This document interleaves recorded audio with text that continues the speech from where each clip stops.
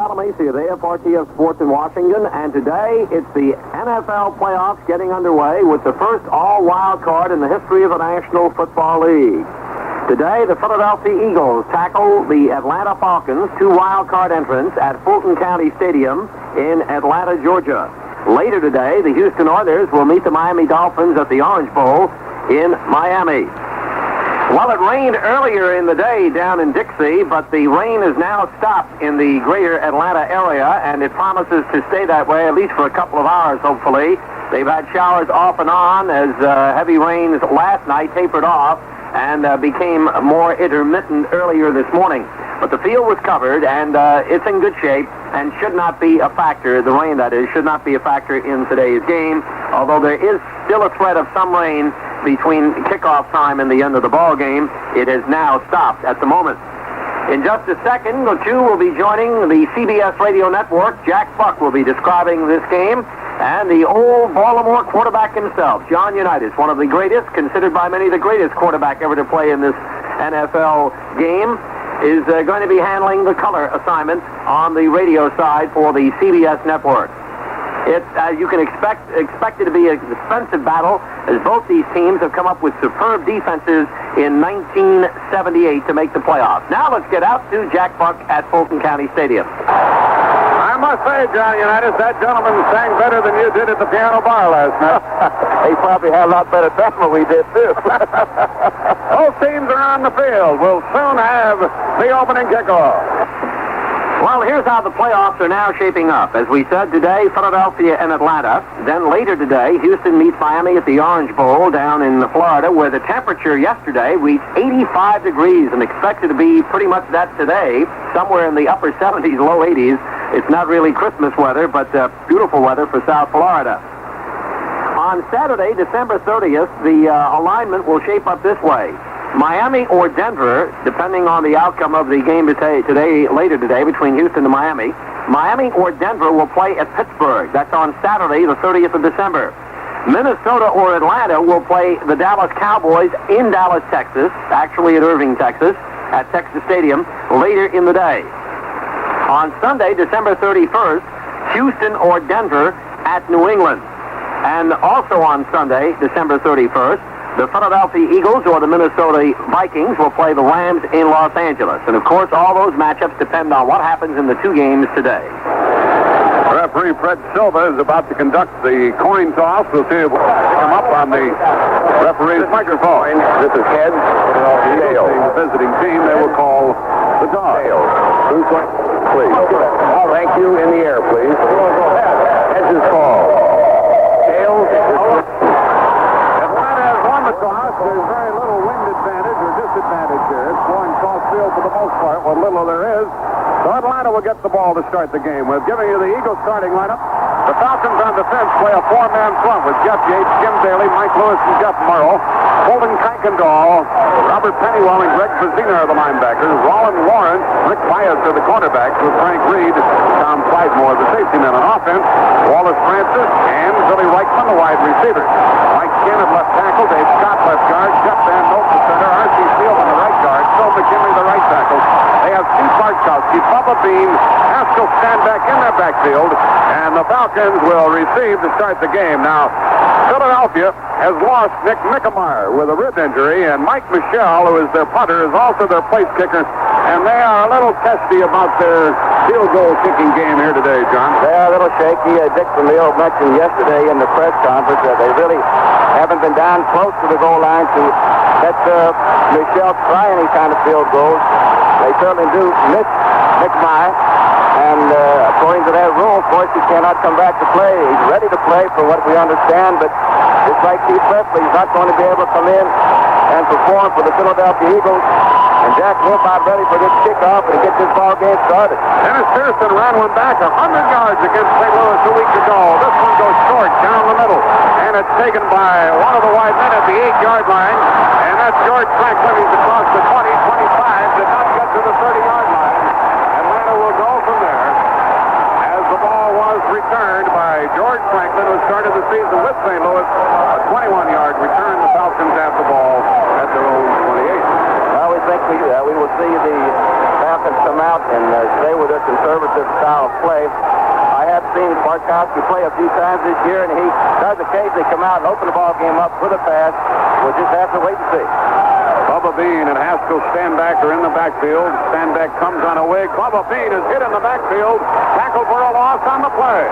On the very first play from scrimmage, Dennis Harrison and Randy Logan were up there to make the tackle. Now we have Logan, the strong safety, making the first hit from scrimmage. What was he doing? Cheating a little bit, John? I believe Logan was up there real tight, looking to see maybe they have types to the Falcons coming out running on that first down. Logan come up, did come up, and he really loves to hit, Jack.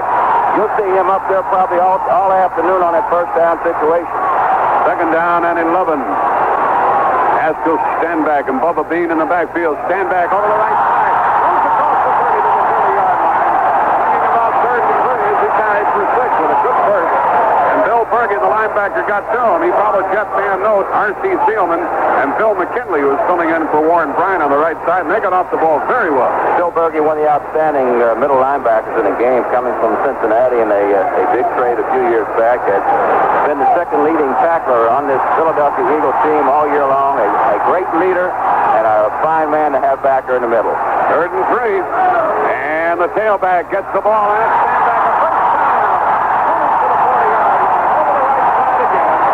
Stanback a first down. Phillips, the outside linebacker. Any particular reason why they're running right? Well, most teams coming out are right-handed. We're very seldom to see that team to run too often back to their left side. And we have a good tight end in Jim Mitchell with the Atlanta Falcons, who does a tremendous job and blocking down on that defensive end, and then, of course, the guards coming kicking out on the linebacker. You'll see that most teams we prefer to run to the right side more so than what they do left. On their own 40-yard line, first down, a fake to Stanback, first down pass, hit in the backfield, and sacked for a loss.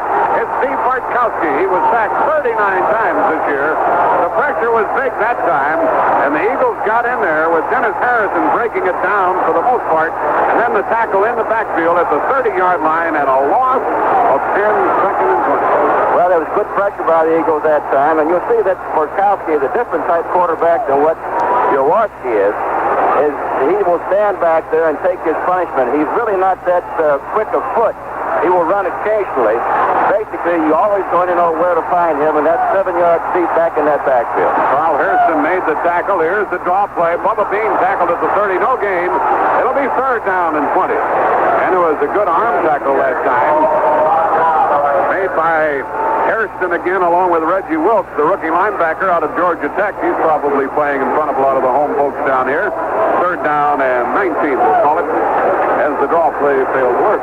What's the bad call, Jack? Second down, out of third. Either draw a screen on type of thing. They're getting good pressure. I would think that he would probably go to a screen or draw quite often during this ball game, as the pressure's going to be put on him pretty well. Stanback running right, trying to turn the corner. Gained only 5 yards, and it's ticking time for Atlanta as Stanback was tackled at his own 35-yard line with Carl Hairston again in on the action. And John James will do the punting. Well, they did a pretty good job, but then the Eagles, particularly on that first down pass play in the sack, came up with a big defensive play.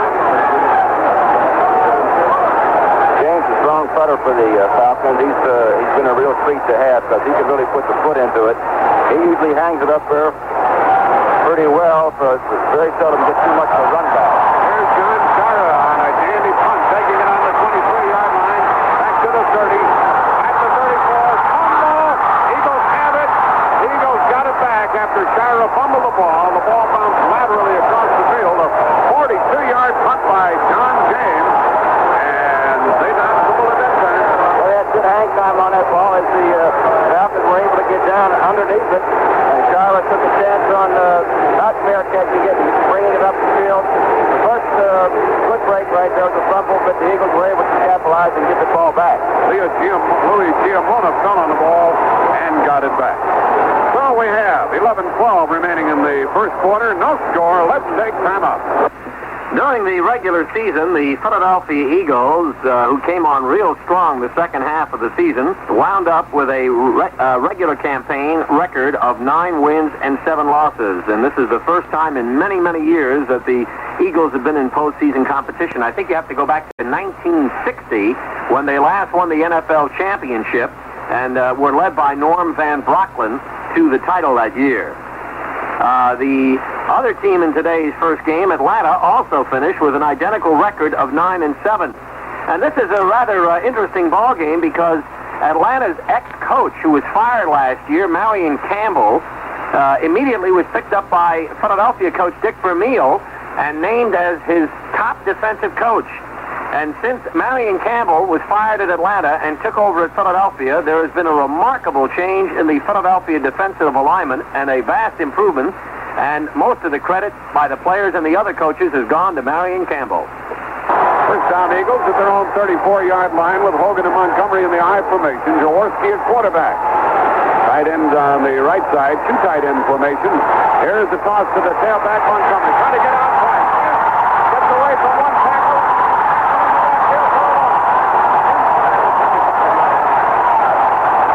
Roland Lawrence up by corner. They were 2-2 on first down. He was up, the whole team was up very, very tight on that first down situation. Carmichael was left out there on the left side of the field on a one-to-one situation.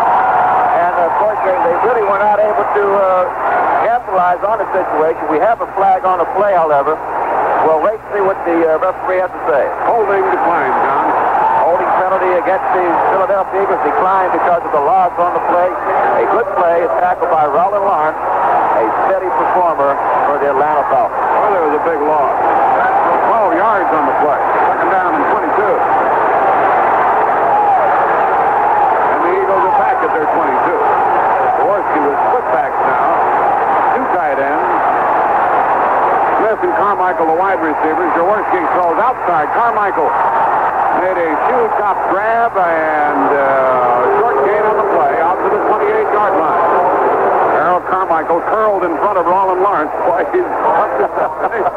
That was a quick out, Jack, and Jaworski, of course, coming up, elected to go for the quick out pass, the short gainer, rather than try to get everything back on the first down situation. I think it's a smart call in some instances, and now it's early in the ball game.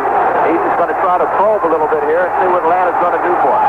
They're down in 17 for the Eagles from their own 27. They gained 5 on the last play. Atlanta shows the blitz. They are blitzing. Jaworski makes the throw. Chase hit. Touch in the backfield. The Atlanta blitz. Middle linebacker Robert Pennywell could not be stopped. Someone gets the blitz pickup. Fullback or halfback to the back and to pick it up. You can't leave the quarterback unprotected in these kind of situations. Philadelphia Eagles have been suspect on picking up blitzes and also their pass protection all year as they've been sacked 41 times. So that you know that the Falcons have been successful now. I'm sure we're going to see a whole lot more of that type of blitz. Billy Reichman back to receive the punt from Michelle at the line drive. He takes it on the 48 of Philadelphia. He is tackled at the 48 and really thrown back. I mean, he was thrown back. Downfield to make the Eagle tackle with Ray Phillips, the linebacker. A 34-yard punt, no return, and very good coverage by Atlanta, or by Philadelphia on a line drive kick. It was a line drive kick, and Phillips did get down very, very quickly, and they got down and made the tackle, so it's first down for the Falcons. Well, with 9:48 remaining in the first quarter, there's the timeout on the field with the score: Philadelphia nothing, Atlanta nothing. Jack, I think that you saw the type of defensive game we're going to be watching all season, all afternoon long from the Atlanta Falcons. That blitz being a tremendous asset for them. They've shown it all year long. They've stopped most of the people with it. Their defense is number 4 in the NFC overall. They're number 2 in the NFC against the pass. So not too many people have been successful running against them or throwing against them. That's their strong point with the Atlanta Falcons is their defensive football team. Rukowski not doing what I would think should be where he should be doing a lot better job than what he has in the previous ball game. Each team has had the ball once. Now, John, this one the players settle down and do their thing properly, right? Well, they're nervous when they come on the field. The best thing to do is get wrapped real quick and get those butterflies out of your system. I think we'll find that we could possibly open the game up, and possibly not. We'll just have to wait and see.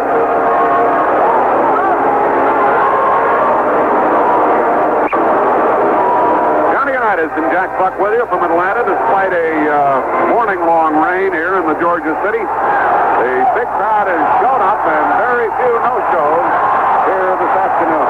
Steve Bartkowski has Bubba Bean, and Haskell stand back in his backfield. They do not pack the running wallop the other club does. Bartkowski throws it outside.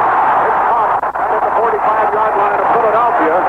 Herman Edwards came up and he made the hit as the catch was made, but Billy Reichman, a little guy who doesn't mind taking his licks, 5'11", 172 from Louisiana Tech. Billy Rickman made the catch from Bartkowski for a gain of 5. It was a fine catch by Rickman. The ball was not that well thrown by Bartkowski. He was real high with it. Rickman went up, picked it up, and Herman Edwards, of course, made the tackle. After the first down pass, it's 2nd and 5. Stand back, cuts it back up the middle, gets the first down for Atlanta inside the 40-yard line of Philadelphia. He's down to the 37-yard line. Atlanta does not have the big running back. Bubba Bean is 195. Sandback is listed at 210, but if he is 210, he is just barely. They don't have the big bruising blocking back. Oh, but they have the good quickness, Jack, and that's to sometimes make up for the difference of the size with the quickness moving in and out of that line and being able to make the adjustment as he watches his offensive people do their job. On first down, Bubba Bean goes right, following Sandback, who makes the block. Bean gets inside the 35-yard line, down near the 33-yard line. For a substantial game, Ray Phillips and Reggie Wilkes, the linebackers for the Eagles, were there to make the hit. In the first quarter, 8:20 remaining in the period, no score. Atlanta has the ball for the second time, and they gained quite a bit on the exchange of punts right here at the outset of the game. They now have it at the Eagle 32. 2nd down and 5. Split back. Up very close to the line of scrimmage are Sandback and Bubba Bean. Bartkowski gives the ball to Sandback, running right, can't cut back, and he is tackled for no gain on the play. Just as he made his cut, the Eagle pursuit was there, led by Frank Lemaster, the middle linebacker, and Bill Berge. Now we're down to 7:45 in the quarter. 3rd down and 6. Rickman is wide, along with Francis. Bartkowski's back to throw, stays in the pocket, hits, throws, incomplete. It went off the hands of his tight end, Jim Mitchell, who had a chance to catch the ball right at the first down marker. But there was good coverage there by Bill Berge, the linebacker. And now let's see what Atlanta does. It's punting time for the second time today for John James. He'll try to put this one in the coffin corner, and he's been very good at that. He has a very good average the year around. He's about a 39-yard average. He gets the ball up very, very high. He thumps this one toward the sideline, bounces inside the 5.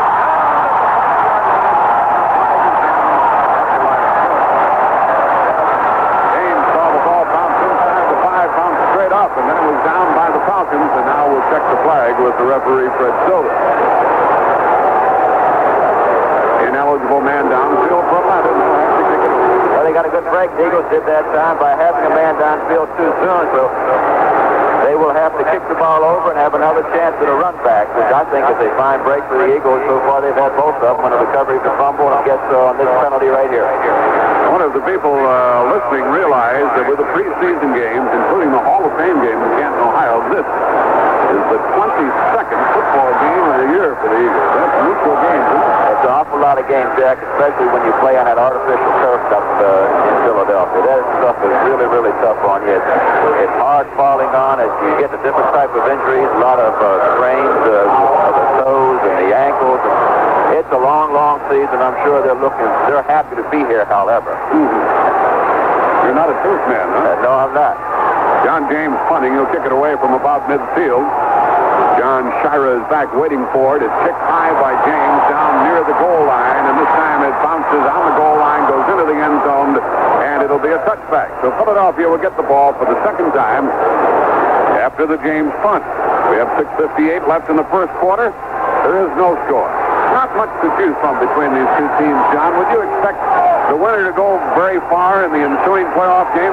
Jack, I don't, not really. I think from the winner from here will go, of course, to the next week, and I don't think they'll go any further than that. They're both good throwing football teams, but they're not of the caliber you want to have. With the score, Atlanta nothing, the Eagles nothing. Let's take time out. As we said earlier, this is the first time that the Eagles have been in postseason play since they won the championship back in 1960 with Norm Van Brocklin at the controls, and he is at today's game, incidentally, a guest of the Atlanta Falcons, a team he coached. He also had coached earlier the Philadelphia Eagles. The Atlanta Falcons are in their first playoff ever, and they gained the home field advantage because they had the better percentage against common opponents. They had a 5-2 record, while the Eagles were 5-3. The teams had 5 common foes: St. Louis, the New York Giants, Atlanta, Washington, Los Angeles, New Orleans. During the regular season, it's interesting to note, and the reason a lot of people think this might be a low-scoring ball game, Philadelphia allowed only 250 points. That was second only to the great performance turned in by the L.A. Rams, 245, and the Dallas Cowboys, 208, and then Philadelphia was next. And Atlanta was superb, giving up less than 290 points. From their own 20-yard line, the Eagles go on first down, split back, Hogan and Montgomery. On first down, Montgomery over the right tackle position, moves out across the 25, out to the 28-yard line, gained 8 or 9 yards on the play. Montgomery did. They're not going to stop him all day. No, they're not. They're a fine football team. That time, Woody Peoples and the offensive tackle, Jerry Sizemore, did a fine job on moving the defensive Atlanta Falcons out of the way. Atlanta was up again, rolling Lawrence up very, very close to the line of scrimmage, just faking the blitz. That time they did not blitz, but the offensive line did an excellent job moving them out. Montgomery picked up 8.5. It's second down and short for the Eagles. From their own 29-yard line, a long count by Jaworski. The give to the up man, Hogan, tackled immediately. Let's see where his forward progress carried him to. Appears to be about a foot short of a first down. It'll be third down and a foot with Pennywell, the middle linebacker, jamming things up for Atlanta. It's obvious, Johnny Unitas, that both teams feel they're going to win with what they have. They've not done anything untoward, no end-arounds or crazy plays. They're just going to use what they have. Well, it's early in the ball game yet, Jack. Those types of things have to be set up one way or the other. And both teams, I would feel, as we have seen so far, are going to stay on the ground majority of the afternoon.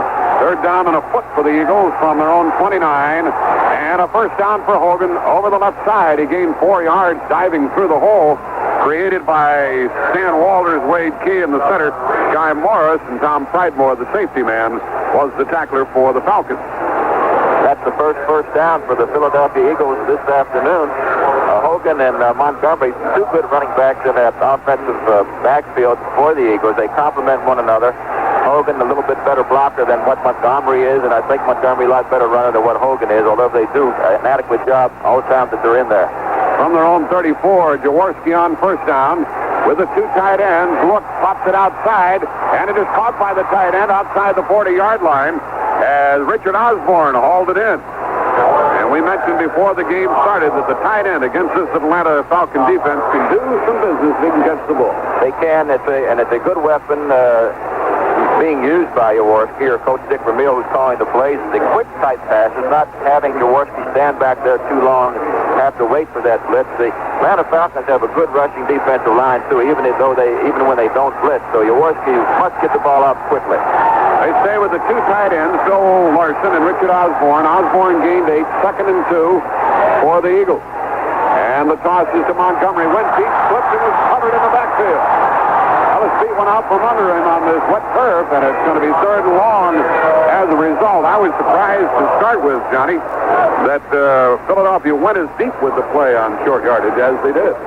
Well, they're moving the football now. Their offensive line is doing a job. They're blowing out the defensive team. You have to get that momentum gone. When these fellows in the trenches, that's where the game's played, Jack. That's where it's all done. All the work is done. The quarterbacks and the halfbacks and receivers, boys, get all the credit, but these fellows do the job in the trenches. Third down and 5 from their own 39. Will Atlanta blitz? They show a big front. And with the snap of the ball, they're blitzing, and Jaworski pops it over the middle, and it's caught for a first down by Charlie Smith. Down into Atlanta territory at the 46-yard line. And Jaworski unloaded that one in a hurry. Very good pass protection by the offensive line. Jaworski went back set. Charlie Smith came in about a 15-yard curl. Roland Lawrence was sort of hanging to the outside that time, waiting for the offensive end to come around the corner, and did not come in on Smith. And, of course, he picked up the first down. Another first down for the Eagles, the second of the game, to the Atlanta 45-yard line. The Eagles going from our left to our right. the up-back, Montgomery the tailback, and on first down. Jaworski with Carmichael and Smith wide, gives to the tailback Montgomery, left side, hit at the line of scrimmage, driven back, no score. No gain at all on that play. He ran into Mike Lewis and Jeff Murrow, playing the right side of the front four for Atlanta. No gain, second and 10. 3:15 left in the first quarter and no score.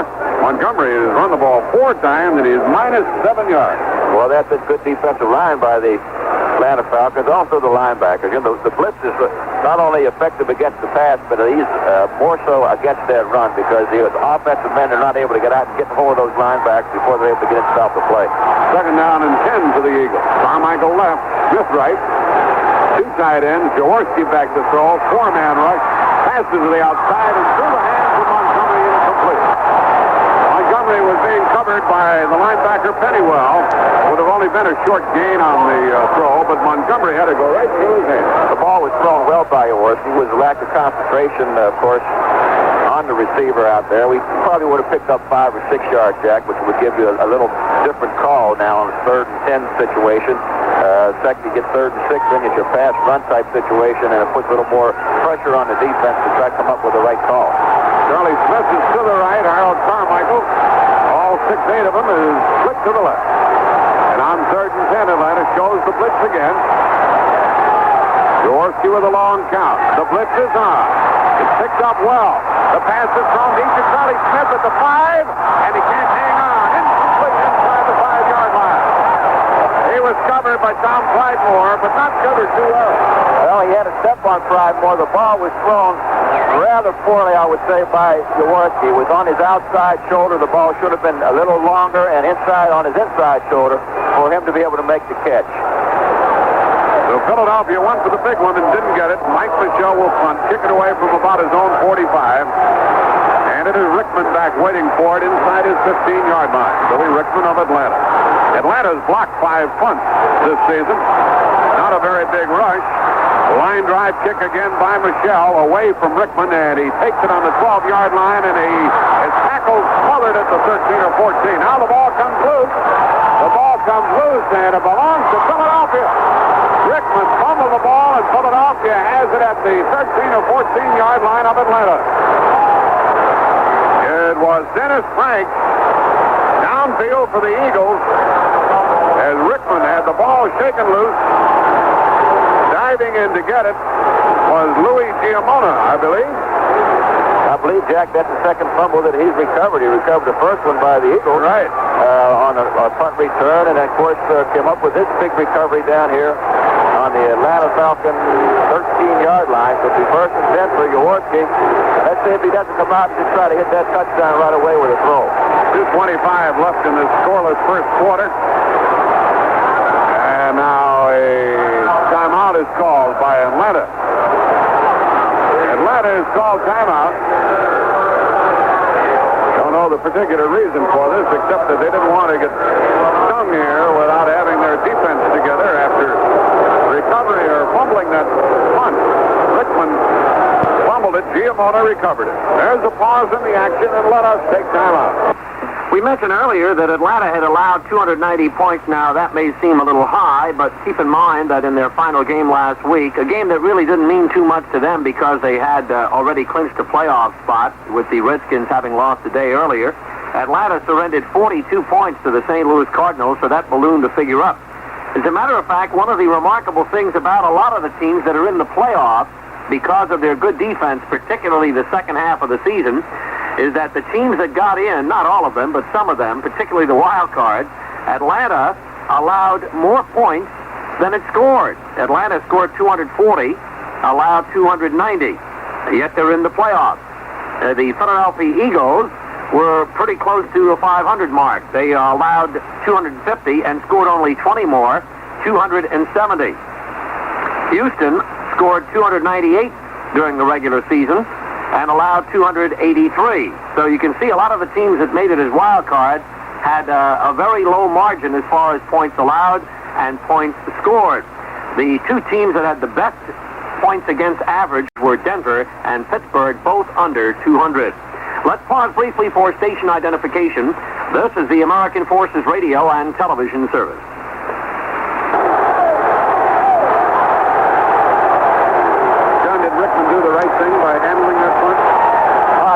think he did all right, Jack. He was down in pretty good shape. He picked it up. He eluded one guy. He just did the wrong thing in not holding onto the handle. First down for the Eagles at the Atlanta 13. Jaworski fakes to Montgomery. He's back to throw into the end zone and broken up. Intended for the tight end, Bill Larson. And a fine defensive play was made by Tom Pridemore, the free safety. Was a good play by Pridemore, but Jaworski should have thrown the ball just a little earlier because the tight end Osborne was open right about 2 steps before Pridemore got there. And, of course, he just wasn't quick enough with the football, and as we thought he may go, with Bill Larson rather as the receiver, not Osborne. And they are using the 2 tight ends. That presents a problem for the defense center. Well, it evens up their running ability to both sides. You never have a weak side when you have 2 tight ends in the ball game. Second down and 10 from the 13-yard line now. Jaworski threw on first down. On second down, they give it to Montgomery, running right, cutting a back tackle, really checked in the backfield. A loss of about a yard. And Paul Maina, who is in there defensively, the second-year man from San Jose State, almost took his head off. You're welcome to Atlanta, he thought. He really made a good tackle. Montgomery really came across there. He really was not hit as hard as it looked. His feet really went out from underneath him, Jack. That field, right that one particular spot, is a little damp and a little sloppy. It's third down and 10 from the 13-yard line. Harold Carmichael's to the right. Charlie Smith is flanked to the left. And on third down from the Atlanta 13, the Falcons show the blitz. The blitz is on, and the pass is caught by Carmichael. Touchdown! They beat the blitz and score. There was an excellent read by Jaworski because the strong safety was coming up right through the middle, leaving that middle open. The outside back did not take the inside away from Carmichael. When you're 6'8" like he is, you can even throw the ball a little higher. He broke a tackle at about the 5 and romped in. He did. The strong safety came on the blitz, opening up that whole inside secondary, Jack. I kind of questioned that call by the Atlanta Falcons. Yeah, me too. Even before the ball was snapped, I was about to say it's a dangerous position in which to blitz. It'll cost you 6. It most definitely is. You'd rather blitz you when the blitz on the outside field. That time is 3 plays, 13 yards, 56 seconds. And now Michelle tries to make it 7-0 with Shiro holding. The kick is no good. The kick is no good. And the Philadelphia Eagles were concerned about their place-kicking game, as we told you before the ball was kicked off this afternoon. And now you see why they're concerned. When you can't make that extra point, it's very, very difficult to make field goals to the 10, 15, 20, 25-yard line outside. 4th and 1. It's the 4th one that he's missed so far this season. We saw Michelle practicing before the game. He was kicking them through from 42, 45 yards out, kicked one from 50 yards out in practice. I'll be darned if he didn't miss the extra point. There's a little difference, Jack, and that's called pressure. There's no pressure in football, is there? Isn't there? Well, there may be, but I don't think you knew about it when you were playing. Stand back in that pocket one time. The following announcement is brought to you by the National Football League. The official Super Bowl game program will again be a collector's item, and you can be one of the collectors. The program will feature scouting reports on the 2 competing teams, photos, an art portfolio of Super Bowl record holders, a special feature on the Lombardi Trophy, and the 12-pass Super Bowl ring. You can get a souvenir copy of the book by sending $3 to Super Bowl 13, Winona, Minnesota, 55987. We'll repeat the address.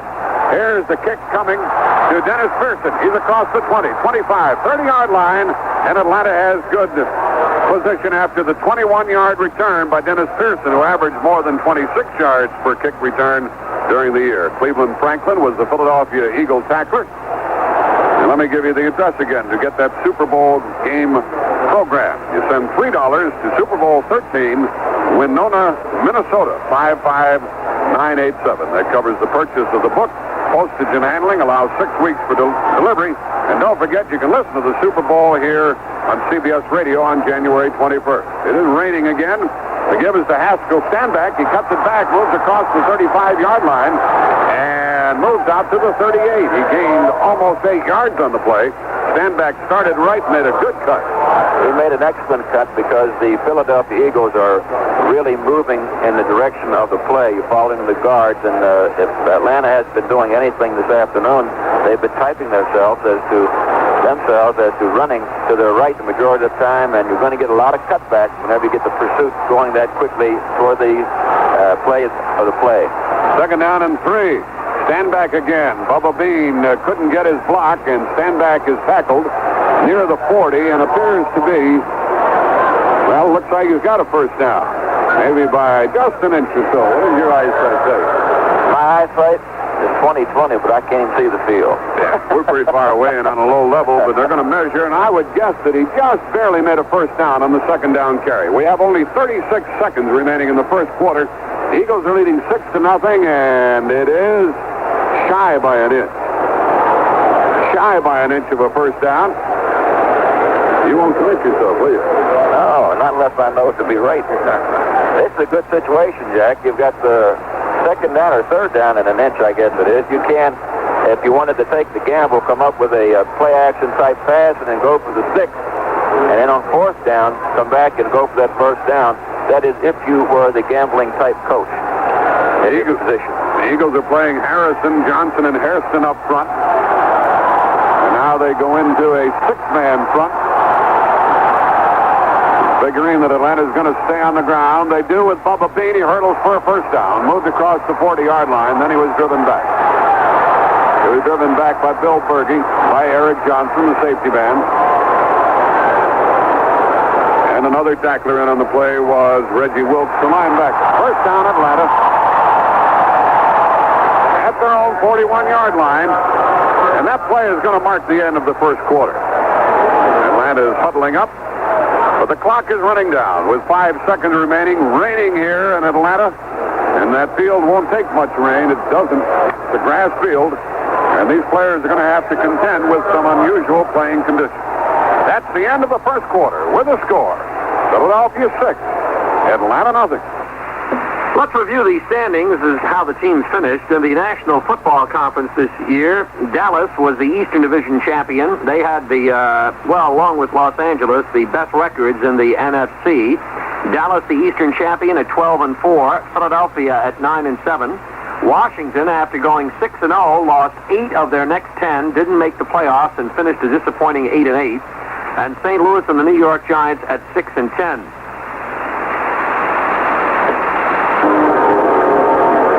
For those of you, primarily on the American Forces Radio, who do not have ready access to the scores of yesterday and last night, in the Tangerine Bowl, North Carolina State defeated Pittsburgh 30-17. In the Liberty Bowl, Missouri was the winner over LSU 20-15. And in the Sun Bowl, a surprising result. Shame on you, Johnny Unitas from Baltimore, Maryland. Texas 42 and Maryland nothing. Wait till I get a hold of Jerry Claiborne up there. I might just strangle him. 42-0. That's surprising against a good Maryland team. That's almost my age. We start the second quarter here in Atlanta. Johnny Unitas and Jack Buck with you. The Eagles scored with 1:25 remaining in the period on a 13-yard touchdown pass from Jaworski to Harold Carmichael. They beat the blitz of Atlanta, and Carmichael romped into the end zone. What did the stats look like in the first 15 minutes? Not very good, Jack. The Philadelphia, of course, Atlanta both even with 3 first downs apiece. Rushing yardage is 50 for Atlanta and 0 for Philadelphia. That's a turnaround because offensively Atlanta ended up the season as 12th in the offensive ranks, where the NFC Philadelphia team was 5th. In the 41-yard pass to Philadelphia, 5 for Atlanta.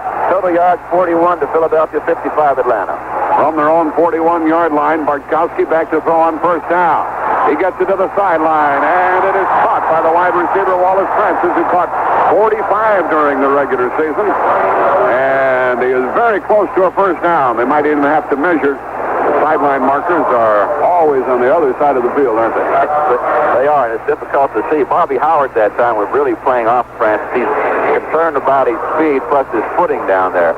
And field conditions as we're having them right now is kind of slippery. The offense generally has the advantage, especially if you're throwing the football, because the offensive receivers know where they're going, and the defense has to play off just a little more than what they would really like to do. Philadelphia had their own safety blitz on that time as they came up. The Atlanta came up a foot short of a first down. They were shooting Randy Logan, but he couldn't get to Bartkowski. Bartkowski took the deep drop. Of course, Bobby Howard, as I mentioned, was playing off of Francis, and which really enabled Howard, or rather Bartkowski, to get the football to him. The ball is to the 49-yard line of the Philadelphia Eagles. Second down and 1 for Atlanta. Johnny, how do you rate Bartkowski? Well, I saw him in the early part of the season, Jack, and he was struggling for about the first 4 ball games, and then he got himself banged up a little bit, but he's come off the injury, and I think he's progressing quite well. Talking to Coach Cleveland Bennett, he's satisfied with his progress so far. Here on second and short, he's back to throw, and he airs it out far downfield, and it is intercepted by Philadelphia, and it is going to be run out of the end zone, back out to the 5, to the 10, to the 15, and out of bounds goes Herman Edwards, the cornerback, who made a brilliant one-handed interception on the 2, went into the end zone. He could have downed it back there for a touchback. He acted confused. He didn't know whether he could down it or not, and he ran it back out to the 19. He wasn't sure. He could have just sat right in the end zone. No one could have touched him. They would have brought the ball out to the 20. That ball was thrown just as far as Bartkowski could. It's as good as a punt, although you don't like to see the interception at this point because we're back out to the 18-yard line. That was second and short, John. Second and a foot. Right, and really, you don't like to see him throw the football that way. It was an interception, easy interception, really, for the Philadelphia Eagles. Well, there's the timeout. 14:41 remaining in the half. The Eagles have it first and 10 at their own 19 with the score of the Eagles 6, Atlanta nothing. Let's take timeout. Continuing our look at the final standings in the National Football Conference during the regular season,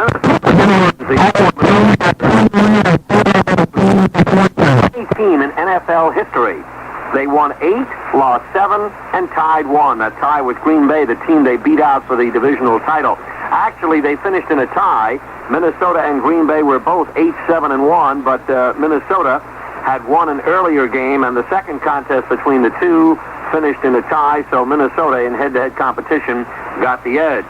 Detroit was next in line, 7 and 9, but the Lions improved a lot during the last 4 or 5 games of the regular season, and they may be a team to be reckoned with next year. A lot of young talent on that team. Chicago, which had a dismal season, finished 7 and 9. They were figured to do a lot better. And Tampa Bay, John McKay's crew, finished 5 and 11. In the West, no contest. Los Angeles won it easily, 12 and 4 record, and 7. New Orleans 7 and 9. San Francisco 2 and 14. 15-yard line. Hogan and Montgomery in the backfield.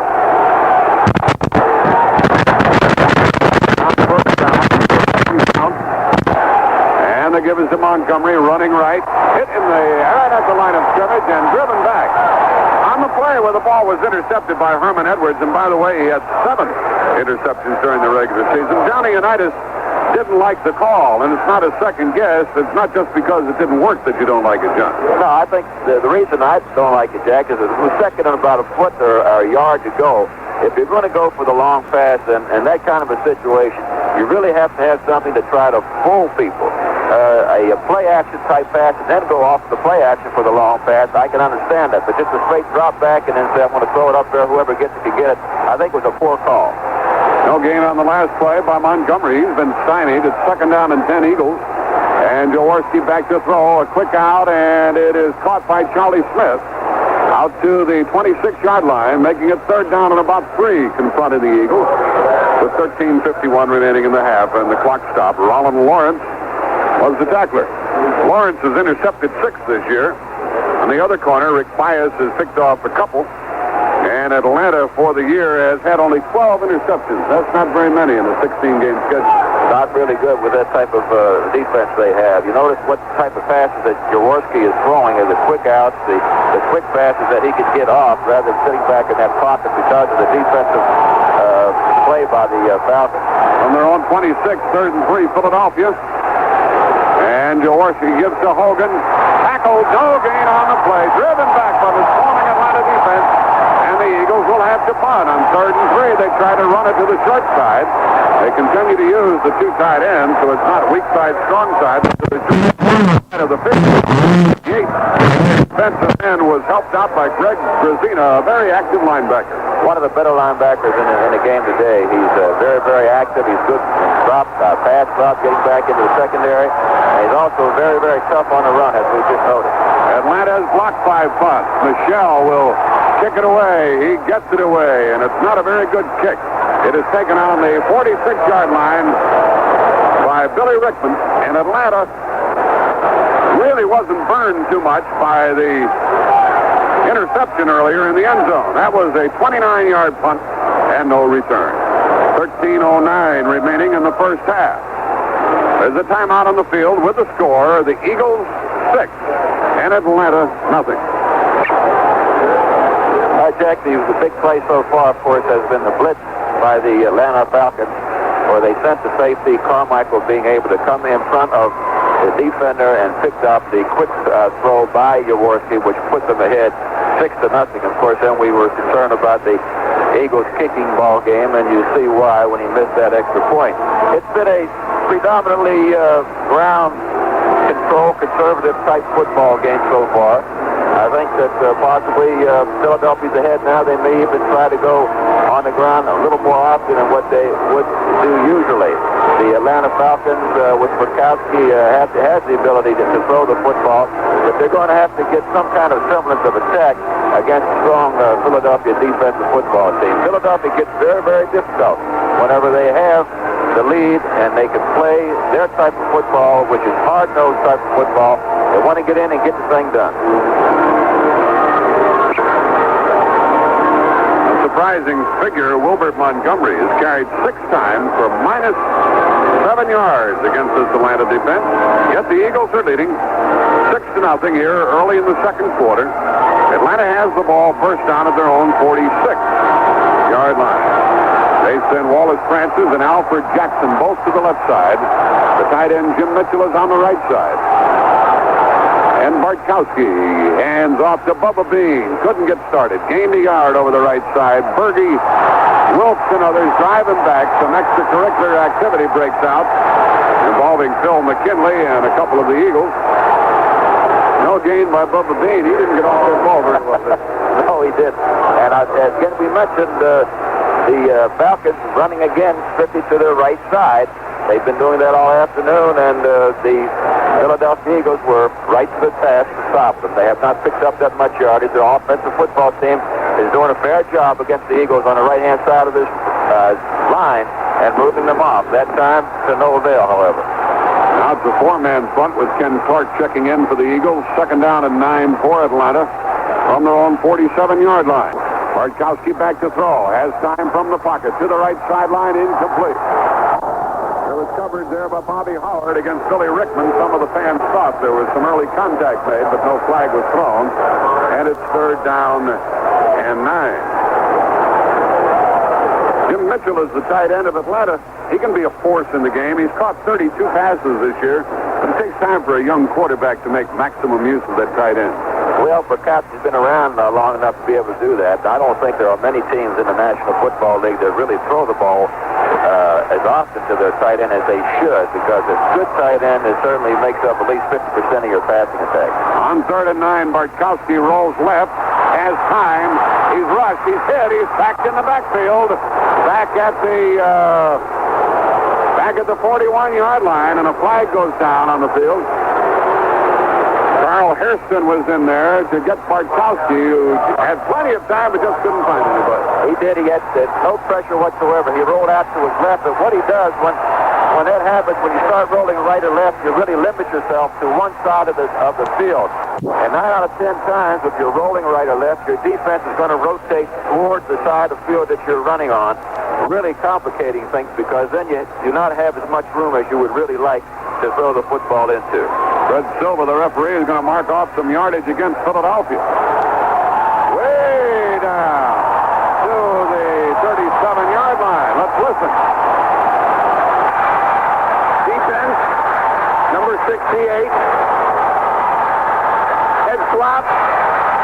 First down. Head slap. Personal foul against the Philadelphia Eagles. Well, it's a big break now for the Atlanta Falcons, who have not been able to move the football this past series.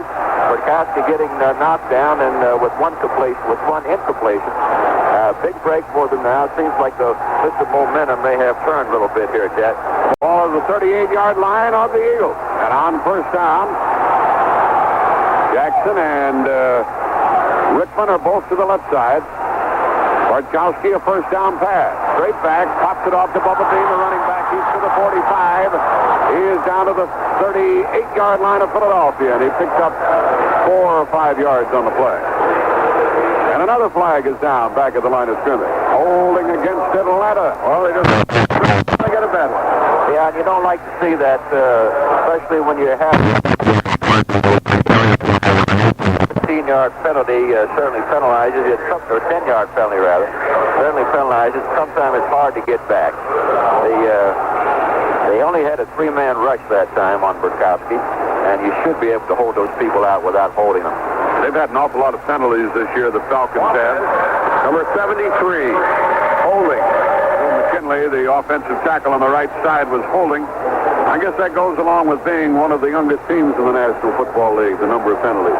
It does. There are a lot of mistakes that are made. A lot of times you miss counts, and then, of course, the holding-type penalties. You don't want to get your quarterback hurt, so the last minute you grab a jersey in here. But the officials are down, and they normally control it pretty well. Second down and 20. Bartkowski hits his wide receiver at the 46-yard line, and with the ball goes Wallace Francis for a first down inside the 30, down near the 25-yard line of Philadelphia before John Sanders got it. Francis had really shaken wide open. Francis caught the same tight pass he caught earlier, a little turn in, about 15 yards downfield. Bill Berger that time almost got a hand on the football. Bobby Howard playing off of Wild Francis because of his great speed. He doesn't want to let him get behind him. So they overcame the holding penalty. Atlanta did, and it's the first down of the Eagles' 25-yard line as the Falcons go from our left to our right. On first down, they give us the stand-back, the tailback. He drives down near the 22-yard line and picked up 3 straight ahead. You notice Bubba Bean, and he's had a bad neck. He missed the last regular season game. He just not clearing out with his block. No, I think he's being a little protective of that neck problem that he's had, Jack. And once he gets, maybe the game gets a little tighter and they can score down here, he might just forget about it altogether and start running with reckless abandon. You just can't be careful when you're an offensive back there. Be careful about doing this. You have to run with reckless abandon. That's the sign of a great back. From the Eagles' 22-yard line, second down and 7. Bartkowski to Bubba Bean, picks his way over the middle, fumbles the ball. Recovered by Philadelphia. Bubba Bean had gotten down near the 15-yard line. The ball popped loose, and coming away with it was number 26, John Sanders for the Eagles, and who's the pass? Well, he was hit fairly well, and the ball knocked out of his arms. It's one thing you have to do if you're a back coming through that line. When you're coming through the middle of the line, you're going to have to remember to keep both hands on the football. When you're in traffic like that, you never know where you're going to get hit from. A guy coming up from the side, behind, is liable to put a hand in there. Reggie Wilkes, who was a fine linebacker, number 3 draft choice by the Philadelphia Eagles, came in and knocked the ball loose. And, of course, a big turnover now for Philadelphia. 10:43 left in the half with a score of Philadelphia 6-0 over Atlanta. Let's take time out. While San Francisco finished with the worst record in the National Football League at 2-14, and the worst in the NFC as well, of course, the American Football Conference top teams in the Eastern Division, New England and Miami, finished in a deadlock at 11-5, but New England had beaten Miami in head-to-head competition, so they got the nod. The New York Jets, who were an improved ball club during the year with a lot of offensive fireworks, but not much on defense, finished a surprising 8-8. And then Buffalo and Baltimore in the AFC East cellar at 5-11. Well, the last time Atlanta got down deep into Philadelphia territory, they had a pass intercepted in the end zone. Now they have fumbled on the Philadelphia 15-yard line, and the Eagles go back the other way. And all of us at CBS, I'd like to congratulate Mr. and Mrs. John Unitas, parents of a new 10-pound baby boy, Chad Elliott. That's 7 kids, huh? Oh, that's 7 of them, right. 6 up boys. 6 boys. 6 boys. Well, that's terrific. Congratulations, John. Thank you, Dad. It's the first down for the Eagles from the 15-yard line. Here's Jaworski giving to Montgomery, running right, cutting it back. He is hit after gaining 2 yards on the play. That's all. Montgomery can't get anything done. Jack, on the back like Montgomery, the Atlanta Falcons have to be concerned about over-pursuing. He is a great cutback type runner. Same as Haskell Standback or Bubba Bean. And these are one of the things that they really have to be concerned about when they're starting out to the right, to always have someone following down behind them to pick up the cutback. They gave Montgomery 3 yards on the play. Second down and 7 from the 18 of Philadelphia. The toss is to Hogan, the other back. He comes across the 20-yard line, tackled short of a first down. It'll be third down and about 2. Jeff Murrow was one of the tacklers, and there with him was the linebacker Dewey McClain. 9:50 left in the half.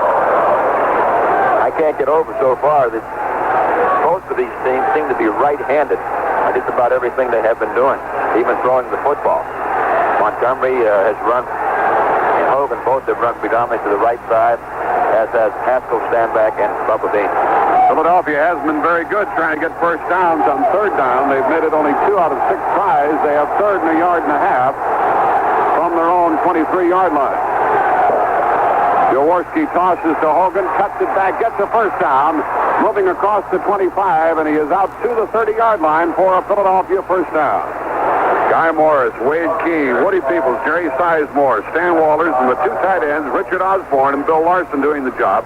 And Greg Brazino, the linebacker, was there to make the tackle. They've been staying away from Brazino's side. On the other side, Kuykendall is a good linebacker also. They have an array of good linebackers. That whole defensive football team has had a good season. And those fellows will sting you and hit you just as hard as they possibly can.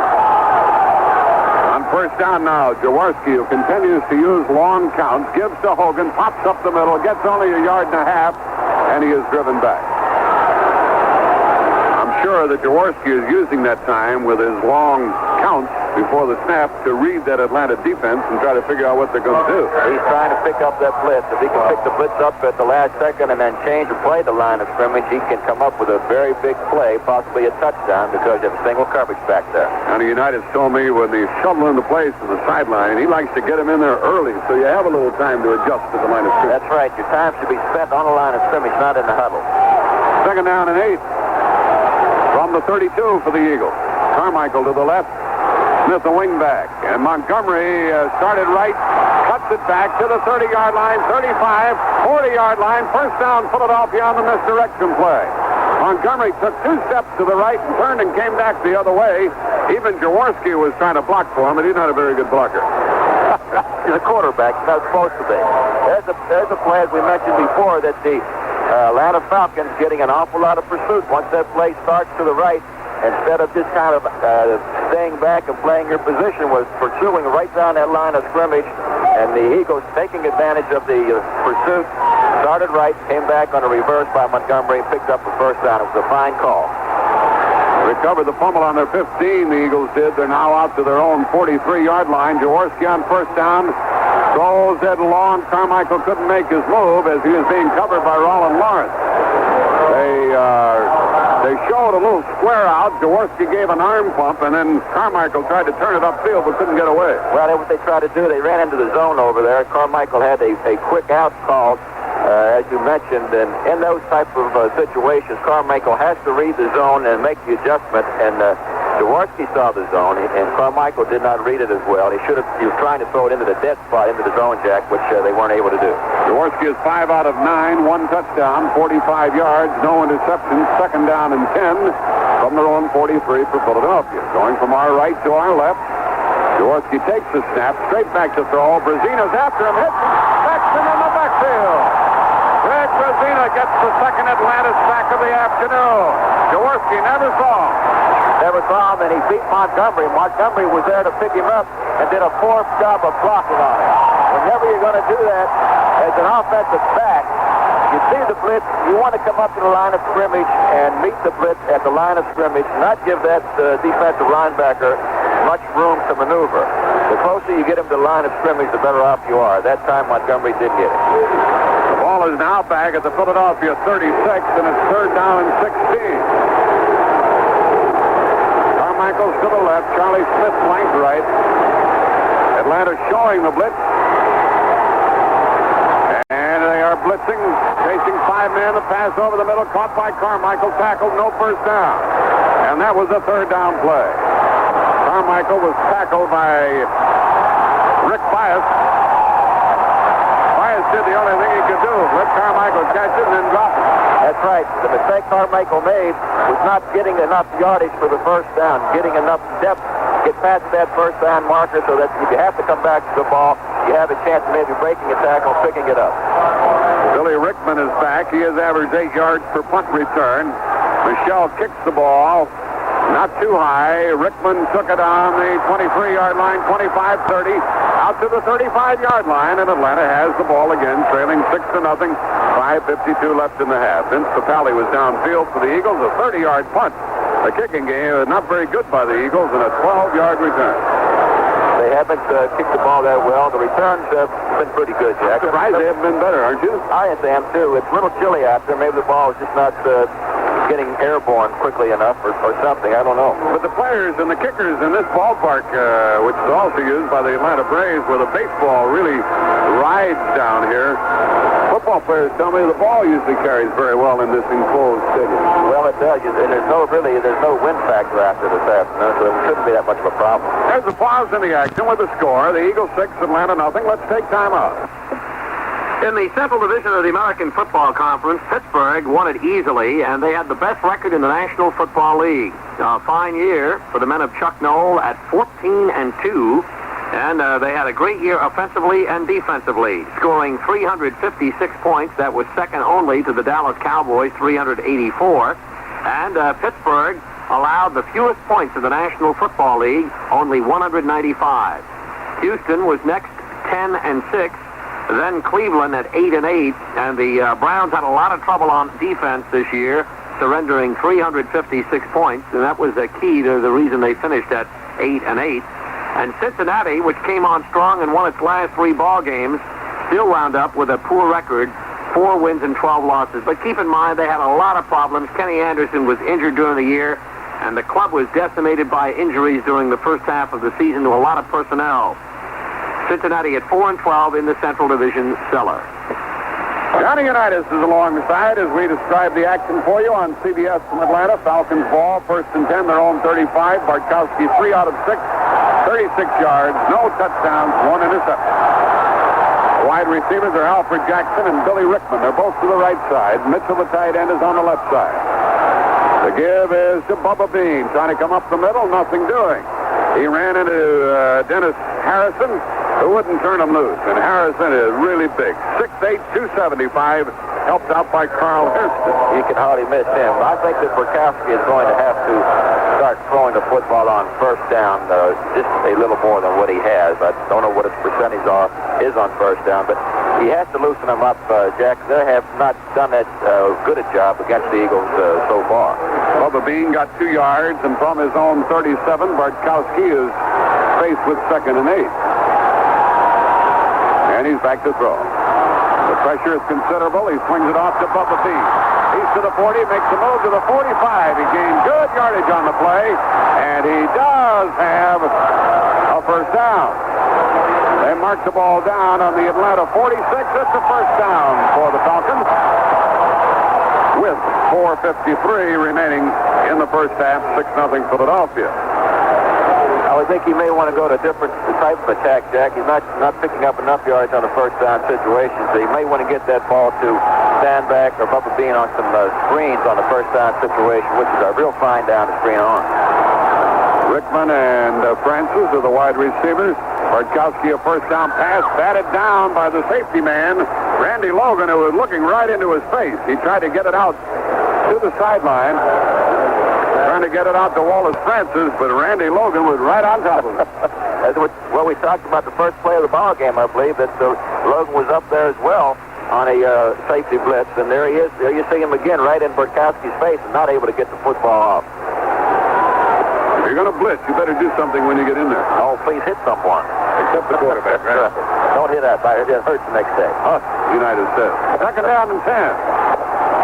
Bartkowski on the running play to stand back. Broken tackle, moved across midfield. He gained good yardage out to the 48-yard line of Philadelphia. Frank Lamaster, the middle linebacker for the visiting Eagles, made the tackle. We're coming to the 4-minute mark remaining in the half. 3rd down and 3 for the Falcons now. At the 47 of the Eagles. They alternate their wide receivers. Rickman comes out along with Alfred Jackson. Wallace Francis is the wide receiver. 2 tight ends are in there. Lewis Gilbert with Jim Mitchell. the running play, and the running play by Atlanta is not enough for a first down as we view it from up here. John Sanders, the primary Philadelphia defender. Stanback was the runner. See what kind of forward progress they give him. He came very close to a first down. And if they didn't make it, John, they might be inclined to gamble with 3:42 left in the half. It's a good spot to gamble here, Jack. There's no reason why they shouldn't. You know, there's no tomorrow for either one of these teams if they lose. And Philadelphia is not that explosive. That's right. It really has not been an offensive football game at all this afternoon. We really didn't expect one. It's conservatism all the way, and both teams playing a very fine defense. And it's the first and 10 for the Atlanta Falcons, so they have control of the football at this point. Well, that becomes academic. I think this field's a little crooked. I could have sworn it was short a couple of inches, and he made it by an inch. So they don't have to gamble, even if they were inclined to do so. They're now at the Eagle 44. Well, let's see what they can do on first down now. It's a good time to start throwing the football if they're going to throw it, but make sure they're the right type of passes. Rickman and Francis vault to the right side. I formation, stand back, carrying the ball up the middle, makes a move, tries to get outside. Got only a couple of yards. The reason you heard the big crowd reaction was that if Stenback had beaten the tackle, he would have had some running room down the side. But he just couldn't turn the corner. Well, they came out in the I formation that time. I believe that's the first time. And I formation is really good type of a formation to when you have backs like the stand back above a beam to be doing that cutting back off of the blocks by your offensive people. Second down and 6 from the Eagle 40. And Bartkowski looks outside, throws outside, and a bad throw incomplete. He intended it for his wide receiver, Al Jackson. But nothing doing. Third and 6 comes about. 2:42 left in the half. The only scoring in this game, a 13-yard touchdown pass to Harold Carmichael from Jaworski. With 1:25 left in the first quarter, the extra point was missed, and it remains 6-0 Philadelphia. The Falcons have to get further downfield from Mazzetti, I think, to kick a field goal. They like to come out of this drive with at least 3 points. They prefer 7, but 3 at least put them on the scoreboard. From the Eagle 40, third down and 6. The Eagles are blitzing now. And the pass over the middle is caught and dropped by Stenback. It would not have been enough for a first down anyhow. An incomplete pass is the call. I don't really know if the Eagles were coming with the blitz or not. They showed it, started it, and jumped off. Well, they came with a pretty good rush. Harrison got to Bartkowski that time and unloaded on him just as he was throwing the football. Kenny Clark, rather. I'm sorry, Mrs. Clark, I apologize. But he did put the boom on Bartkowski, and he was a little slow coming off the field. You know, the punt by John James, this will be his third of the afternoon. A low snap. He handled it well, kicked it high. It's well covered by Atlanta, and it bounces out of bounds near the 10-yard line. At the 10-yard line. Fine punt by John James. During the regular playing season, he kicked 25 of them out of bounds inside the 20, and he just put the Eagles back at their 10-yard line. More rain falls, 2:28 left in the first half. In this situation, I think we can look for the Atlanta Falcons to possibly blitz 2 out of 3 downs down here. They have Philadelphia in a very tight spot against that goal line. They're on the 9-yard line. And I think you'll see them coming to try to stop any type of run or passing situation which might prevail itself here. Yeah, the Eagles are leading 6-0. They're backed up to their 10-yard line. They probably won't gamble here in this playoff game. They give us to the up-back Hogan, and he moves to the 13-yard line for a gain of 3. Second and 7 coming up. And we'll probably have the 2-minute warning before we have another snap of the ball. Well, Johnny Unitas and I and all of us at CBS Radio certainly wish a happy Hanukkah and a Merry Christmas to our listeners across the country on CBS Radio and around the world through American Forces Radio. And tomorrow will be the start of both religious holidays, the Christian and the Jewish holidays. We hope that those listening to us right now are safe, warm, comfortable, and have a nice holiday season. Here is the 2-minute warning from Atlanta Stadium down here in Georgia. And we've got a good Guyam here, don't we? Oh, we got a good Guyam. As they say in Georgia, it's quite a Guyam. And the 2-minute warning, the officials have called a timeout. So let's take a moment for this message. And will give us an opportunity to complete our look at the final regular season standings in the American Football Conference. The Western Division champion was Denver. with a record of 10-6, and they allowed only 198 points, one of the best defensive records in the NFL during the year. The Orange Crush was at it again, particularly the second half of the season when they regrouped after a rather sluggish first half. Oakland, for the first time in many years, didn't make the playoffs. They finished with 9-7, as did the Seattle team. The Seahawks, a very impressive ball club. Many people are saying Jack Patera may be coach of the year, even though the team didn't make the playoffs. But they came close. Then it was San Diego at 9-7. That's a three-way tie between Oakland, Seattle, and San Diego. And Kansas City in the basement, the Kansas City team, the Chiefs, finished with a poor record of 4-12. Defense was their problem. They allowed 327 on the year. Seattle, an exciting team. They allowed 358, but they sure could put points on the board with 345.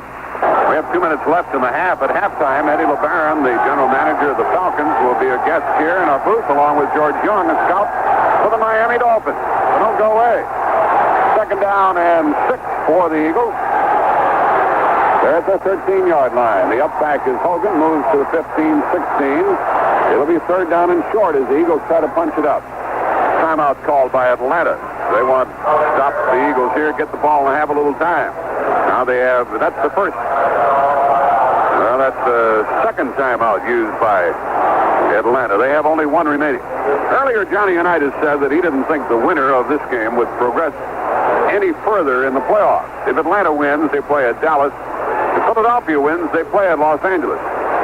And I'm inclined to think that if Philadelphia wins this game, they'd have a pretty good chance at Los Angeles on the 31st. Well, I think that if they do go to win here and go to Los Angeles to play, they certainly are going to have to improve their offensive thinking quite a bit. The Los Angeles Rams have a fine defensive football team, and I, for one, don't think that the Philadelphia Eagles yet are in the class of the Los Angeles Rams. Later today here on CBS Radio, and those two teams are itchy right now, I'm sure. Houston Oilers and the Miami Dolphins in the Orange Bowl in Miami. John Klein and Jim Kelly are there to describe the action for you. It won't butt up against this game. It'll probably start some 10 or 15 minutes after we're through. It commences at 3:50 Eastern Time as the AFC first-round playoff game of wildcard teams takes place. Houston at Miami. Who do you like there? Well, I'm inclined to go with Don Shula's Miami Dolphins, although they are pretty well beaten up throughout the season. They have a lot of people that are injured, and I think that Coach Shula has a way of coming up with some outstanding coaching and some outstanding playing by his team in these important games. You know him pretty well, don't you? We made him famous in Baltimore, didn't we? Is that a quote? Oh, certainly. That's a quote. It's third down and 2. The Eagles would like to get a first down and keep the ball. At their own 17. A very tight formation with a wingback. Carmichael, who goes in motion, sets up on the other wing. Jaworski on third down, facing a big Atlanta front. Gives the ball to Hogan. Try to get outside. Can't. Tackle for a loss on the play, driven way back inside the 10-yard line. And it's going to be kicking time for the Eagles. Kicking time for the Eagles. 1:45 remaining in the half. Roland Lawrence, Frank Reed, both out of the secondary, led the defensive charge. This will be the fourth punt by Mike Michel. If you're an offensive or coach for the Philadelphia Eagles and a special teams coach, what do you tell them? You know they're going to be coming to get the football, do everything they possibly can to get back here and block it, and at least force a poor punt.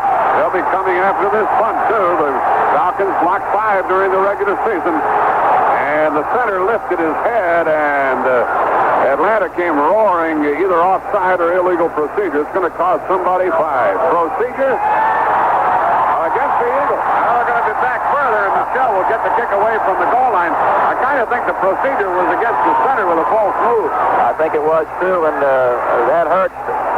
Michael had really had a nice kick that time, but Dennis Frank moved his head and, of course, threw the whole Atlanta Falcon team right back across the 11.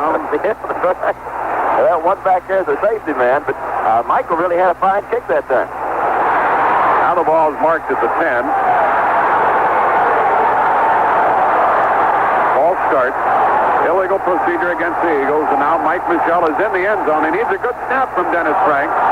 The Falcons will be coming after it. And we have Billy Rickman out at the Philadelphia 45 waiting for the punt. The snap is low, handled by Michel. And it is not blocked, and Rickman took it at the 38. He called for a fair catch, and then he was hit by a member of the Eagles. A flag is dropped by one official after another official thought. One official thought that the Philadelphia player did everything to avoid him, but another official disagreed and threw the flag, and I think the crowd might have prompted that flag. I don't know, Jack. I don't know how he did everything to avoid him. He smacked him right in the middle of his wrist. Yeah, I agree with it. Interference. Fair catch interference. Vince Papale came downfield, and he just couldn't stop. And he ran into Rickman, and Bill Berge wants to know what the call is about. As if he didn't know. I don't think Papale even saw his hand go up there. This is a major penalty, 15 yards, moving it to the Philadelphia 25 with 1:07 left in the half.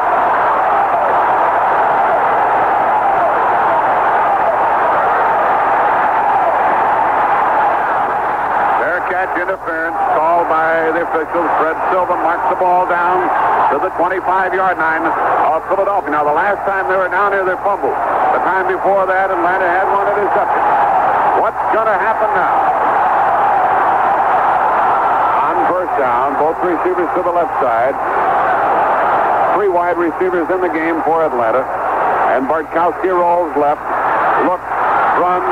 He's down to the 22-yard line. He gained only a couple of yards, and he was really smothered. Then Clark got to him. Boy, they love to see those quarterback runs. Timeout, Atlanta. They have no more timeouts remaining, Johnny Hughes. There's not too many quarterbacks who are going to beat you with a run. Type of quarterback that Bartkowski is, outside of maybe Grogan, who's an outstanding runner with the New England Patriots. Again, Bartkowski rolling to his left limits himself the amount of field he can throw the football in. And, of course, that dictates the coverage right away. Once you start rolling, 9 out of 10 teams will roll up to that zone on that side toward the roll, and you really don't have that much area to throw the football in. Well, they're now out of timeouts. The Falcons are, and they're down to the 22-yard line of Philadelphia. I bet they wish they had one timeout remaining, because even though they could afford to run the ball maybe once, surely once, and maybe twice, then they'd really put themselves up against the wall. Well, they're going to have to call 2 plays in a huddle, and to be able to keep this ball moving and let the clock run. Of course, that's going to happen. And if you get into a situation where you come up with a 4th down or a 3rd down and say maybe 8, you almost have to throw the football away to stop the clock to get the field goal team in, Jack. Johnny, you were so good in that 2-minute period at the half and at the end of the game, and I know you're not going to play Mr. Humble with me, because you really worked very hard at being good during that time period. Well, it's part of our work. We worked at it every day, at least once, twice a week, and we had things on that we knew we wanted to do, and we just had control of the game at that time. And I think most teams who control that part of the football game can come out winners in a lot of close ball games. 2nd down and 7, Atlanta from the Eagle 22. Back to throw, Jaworski. Looks, throws to the sideline. It's caught by Mitchell, the tight end. Out of bounds at the 18. It'll be 3rd down and 3 for Atlanta. And they have 48 seconds left in the half, as Mitchell was being covered by Bobby Howard. And Bill Berge hit Bartkowski that time, and Bartkowski's a little slow getting up off the ground. There's a situation now where Mitchell took the pass, went out of bounds, stopped the clock. Now he can come back in and call 2 more plays and not really be concerned about the clock in this situation. It's 2nd down now, 3rd down. And he's got to come up with a big play here to pick up that 1st down. You have to figure he's going to throw the ball through the outside. 3rd down and 3. Of course, they have some speedsters on the team. Wallace Francis, most notably, and you play him too tight on the corner, and he'll get you. You kiss it goodbye, I'll tell you that. Francis is to the left, Rickman to the right, Bartkowski back to throw. Fake short, throws it to Mitchell. Out of bounds, bobbling the ball. Did not have possession, and he went out of bounds inside the 5. The ball was thrown behind him, and it turned Mitchell around. A very awkward catching position. And now it's 4th down and field goal time for Tim Mazzetti, who wore the Philadelphia uniform in preseason. And what a hero he has been down here in Georgia. Oh, he's won 3 or 4 ball games for them in the closing seconds of the ball game. He's been just absolutely perfect for them all season long. We're going to get a chance to look at him, see what he can do here. He was a former Philadelphia Eagle player, and Dick Vermeil talked Neiman Bennett into picking him up after he was released. James holds it. Mazzetti kicks it. It's no good. It's no good. And so the that bad pass, and I have to call it that, by Bartkowski, kept the Falcons from continuing a touchdown drive, made them try a 37-yard field goal, and Mazzetti missed it, and the Falcons are still blank with 44 seconds left. Well, he hit that one low and hooked it to the left. He didn't get the ball up in the air. It looked like it may have had a slightly bad snap coming back. Yeah. He came over the top. Right, he sure did, and we certainly did like to do that. That's what it is. You get up that way. I've done that on the golf course a few times. Too much right hand. Now the ball's at the 20. The Falcons have no timeouts remaining. The Eagles probably will be content to sit on the ball. They lead 6-0. They'll get the second half kickoff. And Jaworski calls the play and hands off to the up-back, who is Hogan. And the ball almost came loose, believe it or not, on that simple dive play. And the clock runs, and Atlanta will not be able to stop it. The quarterback in this situation has to keep reminding his offensive people about the time and where they are on the field, and they keep two hands on the football. Let's not drop it down here. We're ahead 6-0. We got the second half to play. We don't want to give anything up. They won't even snap the ball again. They have time on the 30-second clock. 15 seconds, 12 seconds left in the half. Clock running. This intermission is going to find a score of 6-0. And a 13-yard touchdown pass to Harold Carmichael with 1.5 remaining in the first quarter. Raining very hard in Atlanta right now. And the crowd here is disappointed. The first playoff game ever for their Falcons. And the first 30 minutes have gone by. Their team has been blank. There's the gun sounding the end of the first half with a score. The Philadelphia Eagles 6, the Atlanta Falcons nothing. The following week. Thanks for coming by, Dad. Thank you, John. Once again, the score at halftime is Atlanta 0, Philadelphia 6.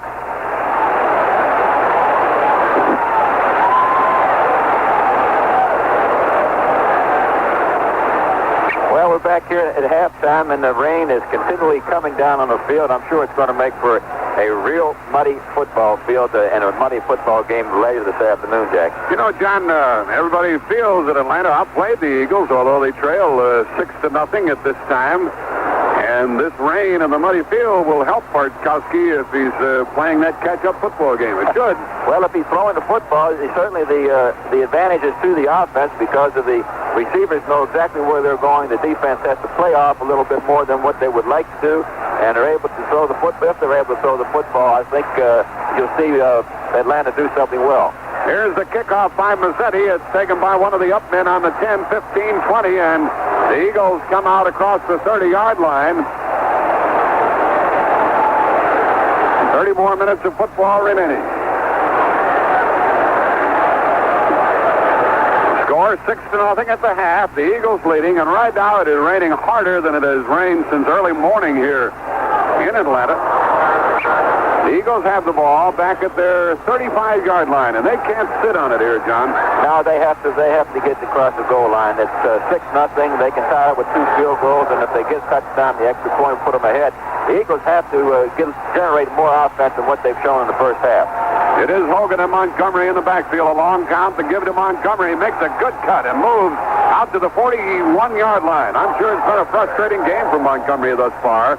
With a few yards that he has gained, his longest gain has been 11 yards. He's had 7 yards net, that's all. He had 8 attempts and 7 yards, which is not a very good day for Montgomery, but you have to give the defensive line of the Atlanta Falcons credit, and also those linebackers who are really shutting things up on the front of the line of scrimmage.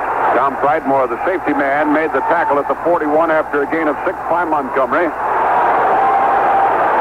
On second down and 4, another long count, and Montgomery again, nothing. Started right, tried to cut it back, and there was nothing there. Jeff Yates, the defensive end, went in underneath, and he really jammed that play. He jammed up. You know, they've been doing that all afternoon, and the defense is playing tremendous football. As noticed, Montgomery's not been able to break loose to gain any yards. He did pick up a few yards, and that one trick play they had was a start to the right, came back on a reverse, and picked up about 11 yards, as we mentioned earlier, but he's lost a lot of yardage all day long. No gain that time. 3rd and 4 Eagles from their own 41. Going from our left to our right here in the third quarter of the game. Will Jaworski pass? The up rolls right, pops it out, and it is incomplete. It was bobbled around. Pridemore was there defensively. And the Eagles, Montgomery couldn't come away with it. Had one hand on it. But it's kicking time, and they were very conservative. 2 runs and a pass. That's right. And they're paying for that, John. And they saw the blitz coming. Jaworski could have looked over here at Roland Lawrence. He was down in the 3-point stance, and he was coming all the time. And type offense them out. He was. And the type offense they've shown with a double tight end in there certainly tells the defense it's going to be a running afternoon for the Philadelphia Eagles. Mike Michelle will get it away from his 30. There's no pressure. Billy Rickman is back. A fair catch is called for by Atlanta, and it was the running back Strong. Ray Strong stepped right in front of him and took the ball away. Only a 25-yard punt. The Eagles are winning 6-0 despite a poor kicking game, a poor try on the extra point, a miss there, bad punting. The Falcons have had good field position. They're back at their own 34 as they get the ball for the first time in the second half. With the score, Philadelphia 6-0 over Atlanta. Let us take time out. Well, Missouri coach Warren Powers had his answer quickly Saturday, and it was that LSU left the field with some doubts about its ability to stop his Missouri Tigers. Powers is openly concerned about his team's sharpness going into Saturday's Liberty Bowl with the LSU Tigers, since his 15th-ranked Tigers had been idle for more than a month. But all the questions of rustiness were answered to his joy when his club took the opening kickoff, drove 75 yards for a touchdown, and then won in a good ball game, 20-15. Missouri, which finished 8-4, was sparked by sophomore running back James Wilder, the game's most valuable player, with 115 yards rushing. And they rolled to a 20-3 halftime lead, but then saw 18th-ranked LSU come back behind the running of second-team All-American tailback Charles Alexander, who eventually outgained Wilder 133 yards on 24 carries. The sophomore quarterback Bill Bradley connected on 11 passes for 117 yards and did a great job directing the Mizzou Tigers' attack. Johnny Unitas, it's obvious that both clubs have to generate a little more offense for their own benefit here. The Falcons to catch up, the Eagles to solidify their lead. The question is either club capable of generating an offense? I think they are if they go out and start throwing the football and pass protection, but I don't think they're going to generate much by keeping the ball on the ground. They're not fooling each other. Ball is at the Atlanta 34, first down. Standback runs over the right side on a slant, moves across the 35-yard line, and got only a couple of yards with Bubba Bean leading the way, and the blocking on the right side by Thielman and McKinley, the center, Jeff Van Note, and Carl Hairston, the tackler. And the Eagles would be happy if Atlanta just keeps playing like this, wouldn't they? Well, they certainly will. And I don't see that coming out in the second half that they coming out and doing the same thing they had done in the first half. I think they have to open the ball game up, Jack. I think they have to throw the ball on the first downs. I think Perkasik has to go to the screens, the draws, and throw the ball downfield and not be concerned about what happens. Standback got 3. Bartkowski's back to throw. Looks, throws, pops it off to the short man, Bubba Bean. He gained about 5 more yards on the play. It'll be 3rd down and 3 as he was blasted immediately by Bill Berge, but first by Reggie Wilkes. Rookies play a big role on both of these teams. Wilkes in particular with Philadelphia. Reggie Wilkes, of course, was a good draft choice by the Philadelphia Eagles when the new coach now. I even forgot what his name is. Dick Vermeil came in. He didn't have too many draft choices, but that was his number 1, and he's proven to be a good one. Funny, he's out with a 3rd down and 2. Standback running, hit by Berge again, and driven back without getting the first down. It wasn't Berge, it was Harrison, rather. Dennis Harrison, the rookie out of Vanderbilt, who walked right in and took over. I just can't believe they continue to run that right side of their offensive line, running at the Philadelphia Eagles' left side.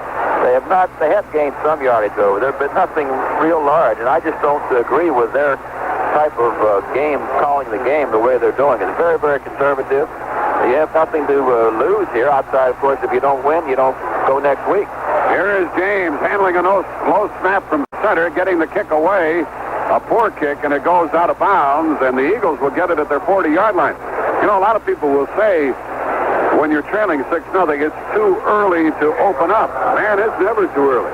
You should have opened up the first play of the football game rather than sit there and trying to wait for someone else to make the mistakes.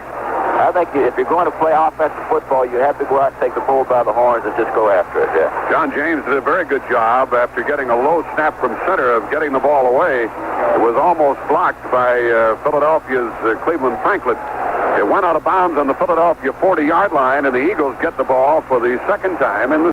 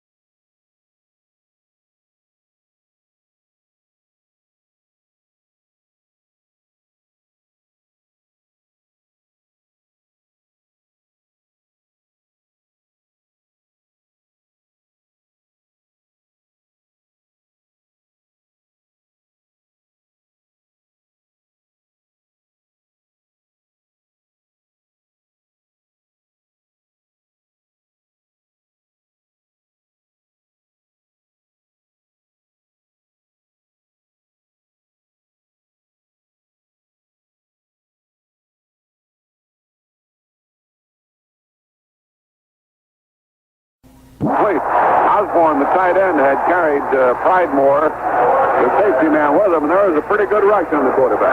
But he had plenty of time to throw. It was just a poor throw by Jaworski, overthrowing Osborne, who really had about 2 steps on Pridemore going across the field. If he'd have gotten that ball to him, it could have been about a 10 or 15-yard gain. Pridemore had missed the tackle. Hello. Yeah, see you in L.A. It's 3rd and 8. 4 out of 10 tries, Philadelphia has made a first down on 3rd down. Only 4 out of 10. Atlanta shows the blitz again. And the blitz is on. It's late getting there. Jaworski throws it, and it is caught inside the 5. First and goal. Charlie Smith caught the ball. First and goal for Philadelphia. At the 2-yard line. They beat the blitz again. They beat the blitz. The protection, everything was fixed up. Jaworski had plenty of time to throw. A gain of 26 yards. Charlie Smith making a fine reception on the throw. To the 2-yard line of Atlanta. Now with 9:11 left in the 3rd quarter, and the way Atlanta has been playing, if Philadelphia scores here, this afternoon might be over. Well, they're going to have to come back. They're not going to be able to stay on the ground, Jack. They're going to have to come up and make those points up some way. Philadelphia has called timeout here. They want to make sure on this scoring opportunity. 8:52 left in the 3rd quarter. A timeout on the field with a score. Philadelphia 6 and Atlanta nothing. Well, they're doing something here now, which I just like seeing actually, with the calling a timeout, and of course they are ahead by 6 points. They don't give the quarterbacks the use of that down in the time, actually in the latter part of the ball game, the last 2 minutes, which I think is so important to have. Dick Vermeil, where you were talking about this yesterday, Jack, in the press conference about his 2-minute offense, and he was the first one to admit that he has not done a good job teaching and working that 2-minute drill, or teaching the 2-minute offense, which I feel is so important. I think a lot of coaches do. He admitted he hasn't done it, and he said it's going to be one of his prime things that he does next year, coming back into early training camp and taking that 2-minute offense and working with it. On the 2-minute offense, you know that the quarterbacks are the guys that are supposed to be calling the plays, and Coach Vermeil said that the quarterback will call the plays when it gets to be a 2-minute offensive time.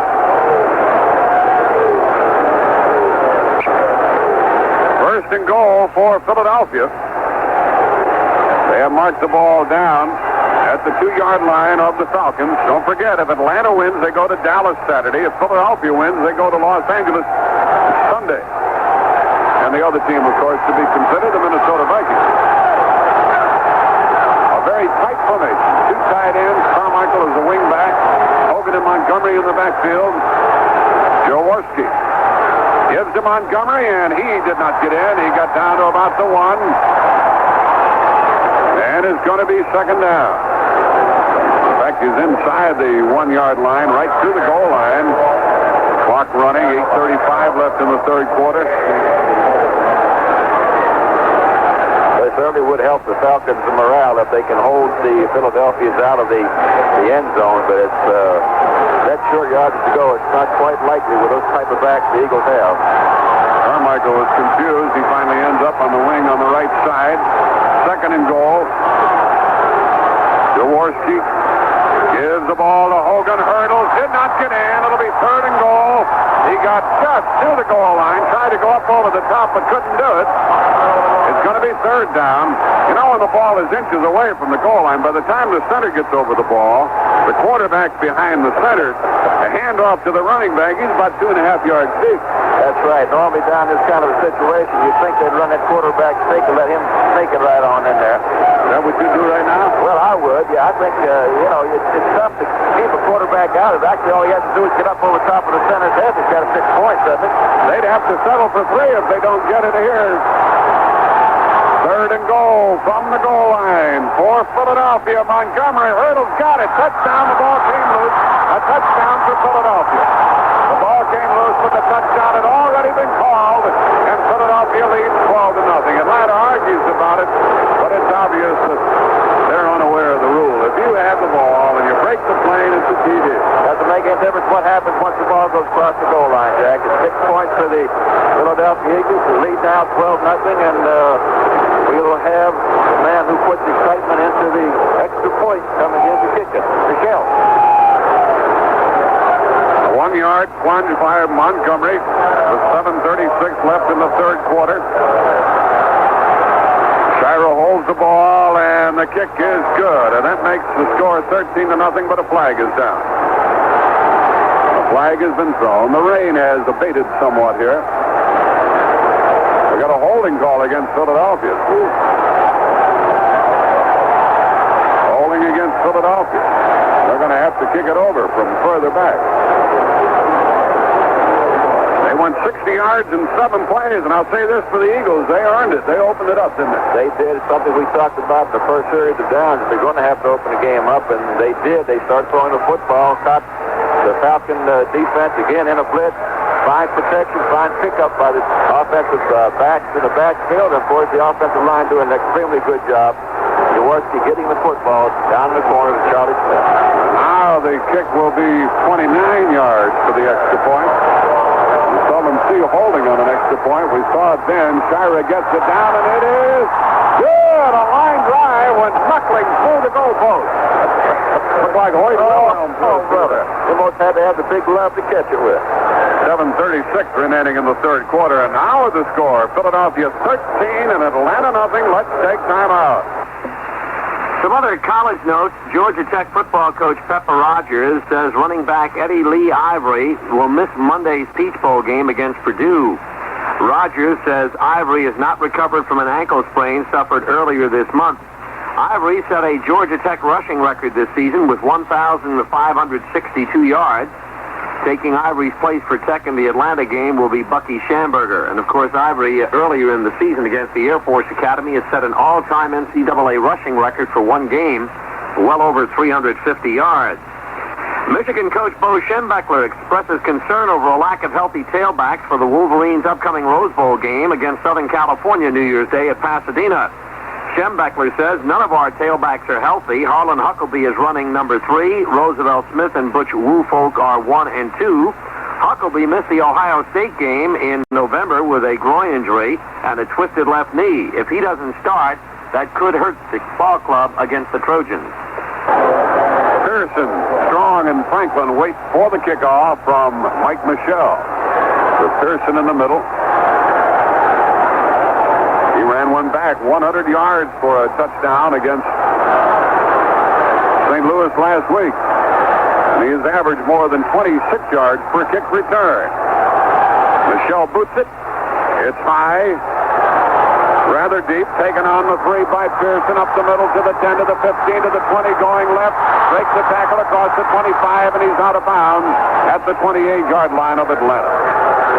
Papali was downfield to help with the tackle made primarily by Orrin Middlebrook, a 27-yard return. And the Falcons trail 13-0, and they have no choice now. The Falcons need a big play here to get back on the football game, and Burkowski certainly is capable of doing it. Let's see whether or not the head coach is going to let him open the football game up or not. And that, of course, is Lehman Bennett. On first down out of the I formation with Bean and Stanback, Bartkowski back to throw. Stands in the pocket, and then he is sacked. He is sacked by Philadelphia's Ray Phillips, the linebacker. The second time today that the Atlanta quarterback has gone down. He certainly had time to throw. He had time to throw. Philadelphia crossed him up that time. Instead of going to their regular type zone, they went to a double zone, which means that both outside people were double covered, and that the Berge had to cover big Jim Mitchell, the tight end, all the way downfield, and he was right with him. Bartkowski didn't have anywhere else to go. Berge did a good job. He did an excellent job. A loss back to the 19-yard line, and it is second down and 20 on the 19 for Atlanta. Philadelphia with that 3-man front. The blitz is on for Philadelphia. Bartkowski drops it off to Stanback. Outside the 20, breaks the tackle, gets to the 25, and then he is brought down. Stanback moved the ball out to the 25 for a gain of 6. It's going to be third down and 14 for Atlanta. Ball at their own 25-yard line. 6:51 left in the third quarter. Well, you have the big loss like that on a first down. It's tough to come back with it. He's got about 13, 15 yards now to pick up the first down. It's going to be a big call for him. Doesn't want to do anything silly like throwing an interception at this point. But everything's been in favor of the Philadelphia Eagles, and they have earned it. They've made it work. Rickman is to the left. Francis to the right. Bartkowski drops back to throw. Looks right. Forward pass incomplete. He was hit just as he threw the ball. And getting in there was Carl Hairston. The Atlanta fans don't like it, as they're going to have to kick for the 5th time this afternoon.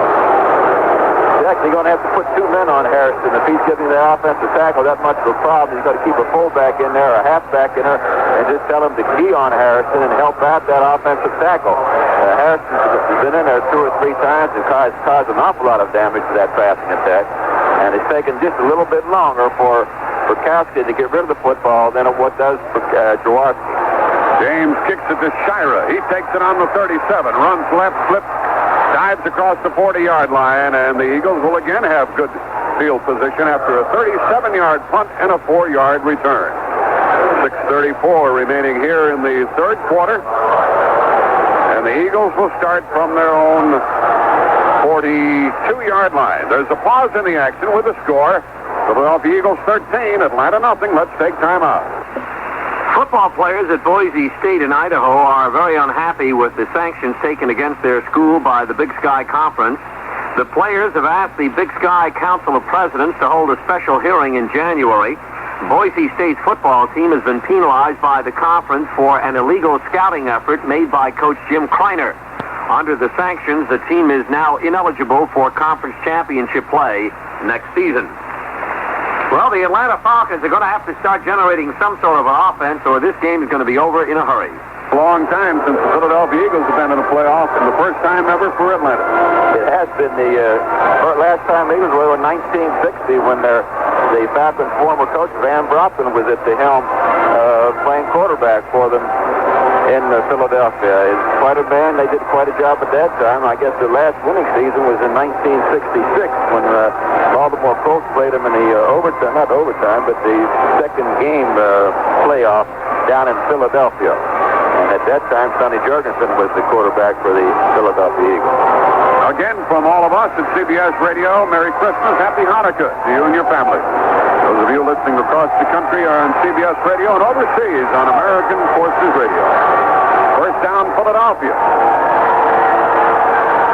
From their own 41-yard line. Here's a quick pass to Carmichael on a screen that didn't form. He's tackled for a loss. Jeff Yates, the defensive end, who fell off, saw the screen and nailed it. Read the screen very, very well. Went out there and got Carmichael. That's the first screen that's been thrown all afternoon by either team. Not very successful at that. So you have an outside receiver like Carmichael. You like to get him the football.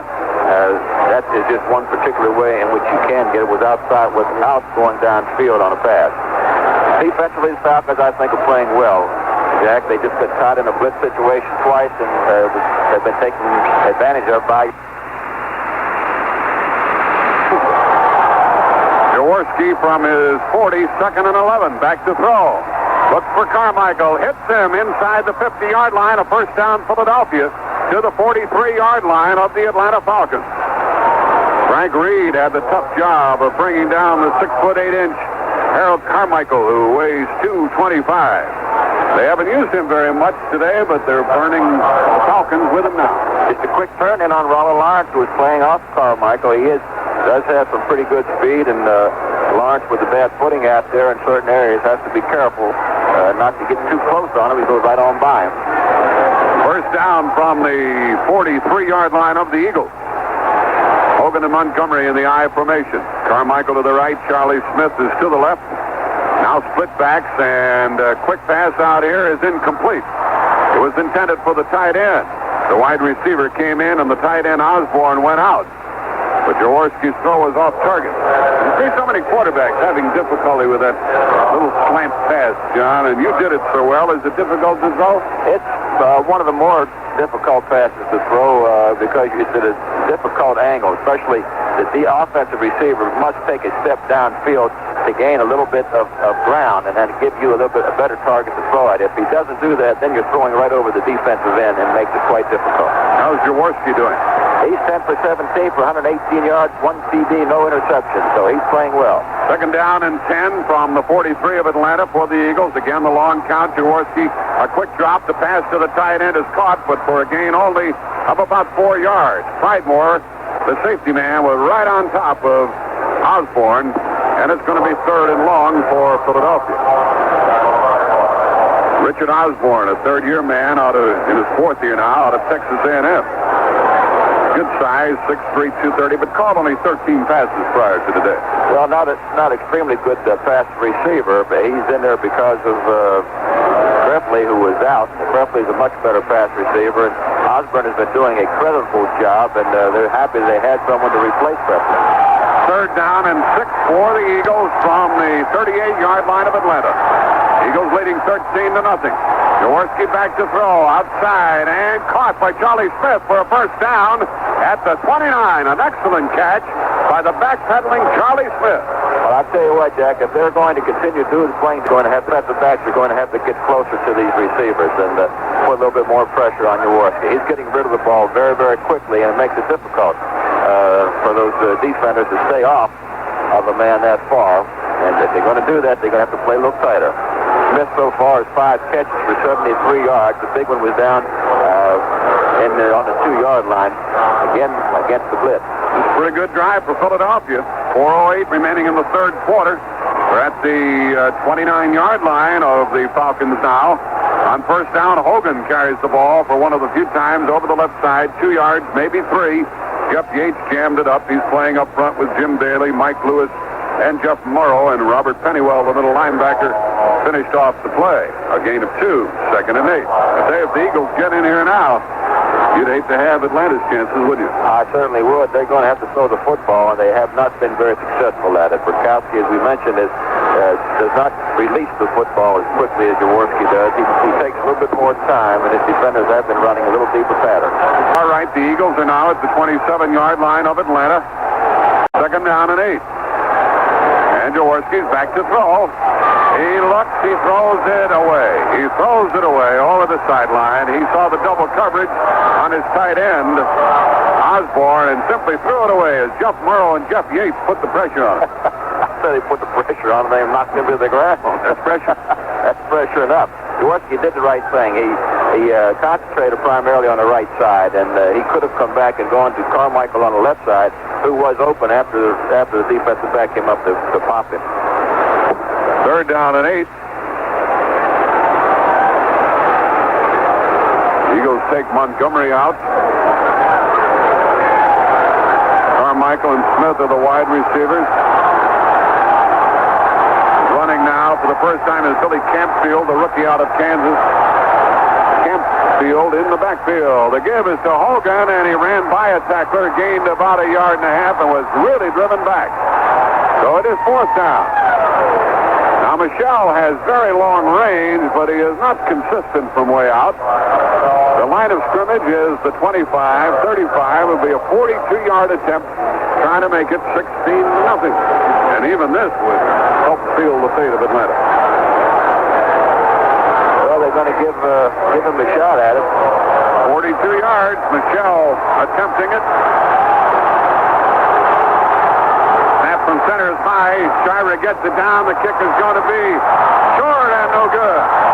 Short and no good. So the Falcons are still in it with 2:41 remaining in the third quarter, and the score is 13-0. Philadelphia. The ball will come out to the line of scrimmage. The last line of scrimmage. So the Falcons will start at their 25. Fighting Irish of Notre Dame and the Cougars of Houston will get after their practice in earnest. They'll be the opponents in the Cotton Bowl on New Year's Day. Connie Alexander and Tom Hedrick will describe the action from Dallas on CBS Radio at 2 o'clock Eastern Time. Bartkowski, a first down pass. Screens it. It's caught by Bubba Bean across the 25 to the 30, 35, 40-yard line, and more. To the 44 goes Bubba Bean on the screen. All right, Jack, that's what we talked about, that he's going to have to mix the attack up earlier. Go to those screens and those backs and those straight drop back type screens and get the defenders coming in on you and then just drop it over top of their heads. There you saw a perfect example of it. Those who are watching TV saw it anyway. We're up here describing it. It was a fine call and the first time today that Bartkowski has used the screen. Bubba Bean, number 44, went to his 44-yard line. First down for Atlanta. On first down, to give to the tailback, stand back, cuts it up the middle, goes to midfield. Fumble. And a ball, and it is picked up by Philadelphia. Stand back, fumble the ball, and the Eagles end up at the Atlanta 35. The ball was knocked right up in the air as he was going through the line, and one of the Eagle players picked it right out of the air and advanced the football down the field as we have a big play at the 4th turnover for the Falcons, none for the Eagles.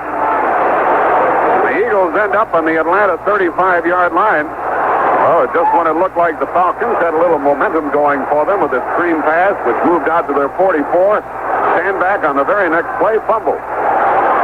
How many turnovers for the 4th turnover for the Falcons, Jack, and the Eagles have played it very well. They have none. And a first down at the Atlanta 35. The give is to the tailback, and a fumble, and Atlanta gets it right back. It was Campfield, and he was really thrilled. He fumbled, and Atlanta came away with the ball. It was Kuykendall, the linebacker, who got it. Just as we opened our big mouth to say how well Philadelphia was playing, holding the football. Up jumped the old mystery, dropped the football. He was really, really hit hard. And now Atlanta has the ball back again with an opportunity to see if they can't move it across that goal line. On the exchange of fumbles, they only lost 6 yards, so the Falcons are in good shape at their own 38. Both wide receivers to the right. Mitchell, the tight end, is on the left side. Bartkowski back to throw. He screens it to Bubba Bean. He gets it, and he is tackled at the 31-yard line, and a flag is down. And that wasn't a very good-looking play. No, it wasn't good at all, Jack. It was pressured down there by Edwards, who cornerback was coming in. No one touched him. He had to get rid of the football a lot quicker than he really wanted to. And a holding call on top of that. It probably will be declined. There was a loss on the play, a substantial loss of about 7 yards. And the referee, Fred Silva, is talking to Bill Berge, the defensive captain, giving him his option. Clock is stopped with 1:39 remaining in the third quarter. Johnny Unitas is alongside, and I'm Jack Buck. And the score is 13-0 in favor of the Eagles over Atlanta here in the third quarter. Now they're going to mark off the holding and move the ball all the way to the 23 of Atlanta. I think that's a smart call by Berge to take the penalty. The moves them back. Their offensive team has not been doing much. They declined the holding call, Philadelphia did, but there was also a clipping call against Atlanta, and they accepted that, and therefore the ball is all the way back to the 23-yard line. It's first down and 25 for Atlanta. Stanback goes in motion. The fake is to Bubba Bean. The pass to Stanback, and he's in trouble. He had two defenders on him, and he dived forward for about a yard. Boy, he drew some attention over there when he went in motion. The crowd doesn't like the way the Falcons are trying to overcome this deficit. And Bobby Howard really covered the play well. They're not moving the football in the right direction. They're just going back and forth there. They should be going downfield with the football. You know, you can... Screens are fine, but they have to be a surprise type thing, and I'm sure that the way the Eagles played that, they must have scouted that play extremely well. Second down and 25 for Atlanta from their 23. No gain on the last play. And Bartkowski looking at a blitz. The blitz is on. Bartkowski's back to throw. He gets rid of it, and it is caught out of beyond the 30-yard line by Mitchell, the tight end. He is brought down immediately on the 34, and it is going to be third down and long. Third down and 14. Harrison again had a shot at Bartkowski just as he was throwing the football.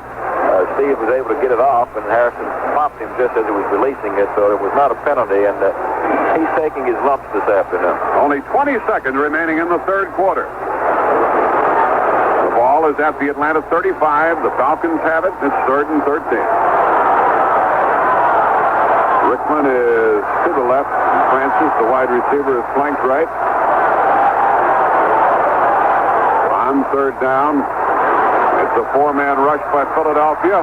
Bartkowski hit as he throws, incomplete. Getting in on him for Philadelphia was Dennis Harrison, and the gun sounds, ending the third quarter. When we resume, it'll be kicking time for Atlanta. Only 15 minutes left, and the Falcons are fighting the dust here this afternoon. That's the end of the third quarter with the score. The Eagles 13 and Atlanta nothing. Cleveland Browns owner Art Modell is upset with an article in a recent edition of the NFL Players Association newsletter. The article says Modell, as owner of the Cleveland Stadium Corporation, has shortchanged the financially troubled city in rents and bond debts. And the story, which first appeared in the Ohio Magazine, claims Modell has made a profit from stadium rental to the Cleveland Indians. Well, through a letter written to the magazine by its general counsel, Modell calls the article inaccurate and misleading. The counsel says the stadium has been operating at a loss.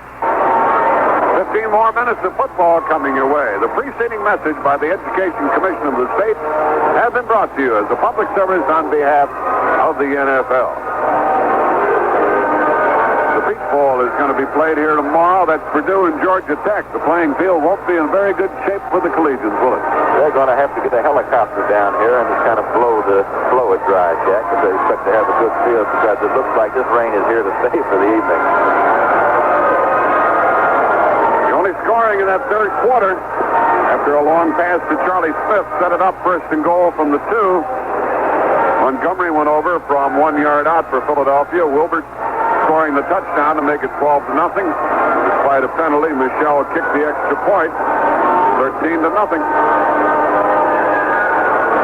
Yesterday in the college football results, Tangerine Bowl went to North Carolina State 30-17 over Pittsburgh. The Liberty Bowl winner was Missouri. They defeated LSU 20-15. The Sun Bowl, Texas over Maryland 42-0. We'll have the Cotton Bowl here on New Year's Day for you from Dallas, Notre Dame, and Houston. Well, Atlanta has the ball. And they'll be kicking. John Shira stands inside his 35 waiting for the punt. John James has kicked the ball 5 times. This is number 6 for him. A 33-yard average. The snap by Paul Reisig. James gets into it. A low kick. Shira takes it. 34, 35. 40-yard line up the middle to the 45. So again, the Eagles have fine field position. Neither team has been able to force the others into bad field position as a result of the kicking game here today. On a wet field, only a 31-yard punt that time. Not a very good kicking game at all. Neither one of them seems to be able to put the foot into the football and to get it up high enough and far enough to hurt anyone on it. We did have one good kick an earlier part of the ball game, but that was nullified because of a man being down the field too quickly against the Falcons, I believe. The ball was stopped and rolled dead on about the 2 or 3 yard line, and then the next time James kicked it out of the end zone. So we have had good field position, Jack. To me, it just shows you that the score's not higher. We have two good defensive football teams out there, and it has been till the second half before the Philadelphia Eagles even started to thinking about throwing the football against the Atlanta Falcons. And, of course, the Falcons playing it close to the vest all through the football game. Only in this last series did they try to make any attempt whatsoever to throw the football and to get into their passing offense. So it's really, I guess you'd say, it's been rather a dull football game. Nothing that great. The Jaworski so far is 12 for 20 for 131 yards and 1 TD. He's been hitting the little curl ins and the quick outs, and then, of course, he caught Charlie Smith on one down just before going in the end zone in the third period. They caught Atlanta in the blitz and took advantage of it. Their first touchdown, of course, coming, the one going to Carmichael, again on a blitz, and Atlanta shooting a strong safety, leaving the middle open. And Rawdon Lawrence was not up to stopping big 6'8" Carmichael. Ray Strong, one of the Atlanta running backs who was blocking on that punt, comes off injured. A leg injury of some sort. We won't guess any further about it. Clayman Bennett, the head coach of Atlanta, said he thought it would take 23 points to win this game. He's got a long way to go, hasn't he? From the 45-yard line, the Eagles on first down. Atlanta shows the blitz again. They always do. Jaworski with a quick pass out here to Carmichael is underthrown and incomplete. And again, he had the right play called. He just missed connection. He did. He was pressured a little bit by number 75, Murrow, in there. He had to get rid of the ball a little quicker than he wanted to. Carmichael, of course, coming in, the ball was thrown low, and when it's thrown low like that to Carmichael, he has an awful long way to go down to get it. Yeah, he's only 6'8". It's hard to overthrow him. Second down and 10. Charlie Smith goes to the right. Carmichael splits left. Montgomery is back in there for the Eagles.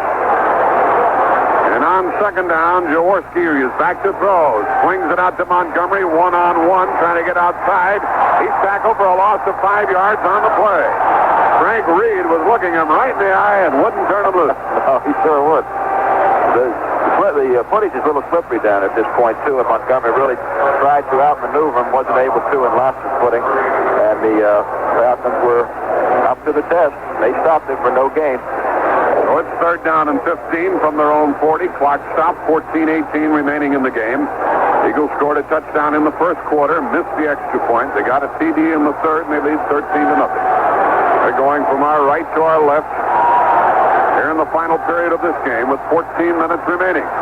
On third and 15, Jaworski, who hasn't been intercepted all day, is back to throw. Good protection. Now he's chased, runs out of the pocket, hit from behind and tackled. The ball comes loose, but the play was whistled in, and I don't know if Jaworski's going to be able to get up. He was really whacked. Holden Kuykendall was the first one in there, and Jaworski was really blasted and sacked for the third time this afternoon. Forced out of the pocket. A very good rush by the Falcon football team, and they're still fighting on the field down there. The Falcons have the football, but the referee has called the play dead, and it's going to be a fourth down and punting situation. How's Jaworski? Jaworski is he's still down on the ground. He was hit pretty hard. John Walden and John Shira are the other quarterbacks for Philadelphia in case Jaworski, who is now on his feet, is unable to continue. He's a big kid, 6'2", 195, but he took two hits. One took him down, and the other on the way down, he gets smacked again. He's a gutty kid. I think he'll be back. I don't think he wants to stay out of this football game. He's a tough competitor. He's a hard study at the quarterback, watching films and doing his homework very, very well, and I think he's done a fine job here this afternoon. Here's the 7th punt by Mike Michelle. He'll get it away from his own 25. He kicked the dandy this time, and he sends Rickman way back inside the 20-yard line. He got one block, a flag goes down, and so does Rickman at the Atlanta 30-yard line. And we probably have a clip, as we frequently do. That was a 52-yard punt by Mike Michelle, and if it is flipping against Atlanta, they'll start way back in their own territory with 13 and a half left in the game. Terry Tottolo is downfield for Philadelphia. Some kick by Michelle. An outstanding kick. The second longest one this afternoon, and he kicked another one just previous to that, Jack, but then, of course, there was a penalty on a play, and then came back and did not get a particularly good kick off the next time. And we do have a clipping penalty against the Atlanta Falcons, which puts them in a very precarious situation, knowing that they're going to have to throw the football, and the Eagles are going to come after it. With 13 and a half left, Falcons are way back at their 8-yard line after the booming punt by Michelle and the subsequent clipping penalty. They're trailing 13-0, Atlanta is. Bartkowski has played all the way. He's at quarterback. And he gives to stand back. He gets across the 10 to the 11, a gain of 3, going to the left side. It'll be second down, and now the old clock is going to start to kill the Falcons. 13 minutes and 12 seconds to go in the fourth quarter of play. The Falcons have not shown much offense all day long. What little they've shown has been on the ground. Bartkowski has been rushed 2 or 3 times and has not been able to throw the football as well as you would like to think that he can. Alfred Jackson is a wide receiver, along with Rickman. And on second down and 6, Bartkowski's back to throw, rolling right. He throws it to the underneath man, and that's Jackson. He is tackled across the 15-yard line, short of a first down. It'll be a third down play for Atlanta. Coming up for Philadelphia is Bobby Howard, the quarterback, to make the tackle. Now 12 and a half left. And time's running out. They still have plenty of time, but they have to have some kind of sustained drive. They haven't had any all day long. Hopefully they'll get one this period sometime to be able to make the football game a little more interesting to the people here. It is a 3rd and 2 play for Atlanta. The first down is of the utmost importance here. And the give is to stand back. He is tackled and did not make a first down. Up again with Bobby Howard, the cornerback, and Bill Berge helped finish him off. And it's kicking time for Atlanta. And they're not in a spot where they can gamble or do anything except kick. No, they have to kick the football here. There's still too much time left to gamble from this situation with the position on the field. They have to kick and hope that James really puts his foot into it and sends it way back. James stands inside his 5. Will kick it from the 5. John Shira is at midfield for the Eagles. The rain has stopped here. And a high punt by James should be well covered. A fair catch called for by Shira. Takes it on his own 49. A 34-yard punt, no return. And again, the Eagles are in great field position. They have the ball. They have 11-17 remaining, and they have the lead. With a score, Philadelphia 13, Atlanta nothing. Let's take time out. Well, let's have a look at how the top basketball teams in the college ranks did this week. This is for the period December 18th through December 24th. Number 1 Duke at 6-0 was idle, as was number 2 Notre Dame at 4-0 idle. Number 3 UCLA upped its record to 6-1. Their lone defeat coming at the hands of the Irish a couple of weeks back. UCLA this week defeated Fordham 95-64 and Boston College 103-81. Number 4 Michigan State ran its record to 4-1 with a win over Cincinnati 63-52. Number 5 North Carolina State saw its record drop to 7-3 as they were upset by Maryland 124-110. Number 6 North Carolina is now 6-1 after defeating the Michigan team by a score of 62-59. Make that North Carolina defeated Cincinnati 62-59. Number 7 Michigan 4-1 was idle. Now let's get back to Atlanta. 13-0 Philadelphia, 11-17 remaining in the game. Neither Johnny Unitas nor I have an axe to grind with regard to the winner of this game. So Johnny's references to making it a better game is on behalf of the Atlanta club, right, John? Hopeful that they'll make a better showing before the final gun time. They played well, and I think the fans deserve to see a lot better football game. They've been out, they supported this football team, and I think we all know that Atlanta is able to play a lot better than what they've shown so far today. Motion by the tight end. Jaworski was back in there, gives to Montgomery. Montgomery went for only a yard and a half over the right side, starting from his own 49, and he was driven back. And the primary tackler was Jeff Murrow. And the other Jeff Yates was also in on it. Montgomery has carried 14 times and only gained 19 yards. It's a little bit below his average. Just a touch. He gained during the year a total of 1,220 yards. And he averaged 4.7 yards per carry. But not today. 2nd and 8 for Philadelphia from the Atlanta 49.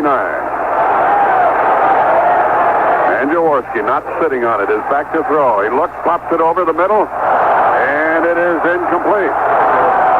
Incomplete, intended for Charlie Smith. He had drawn heavy coverage, and the pass was thrown low into the deck by Jaworski.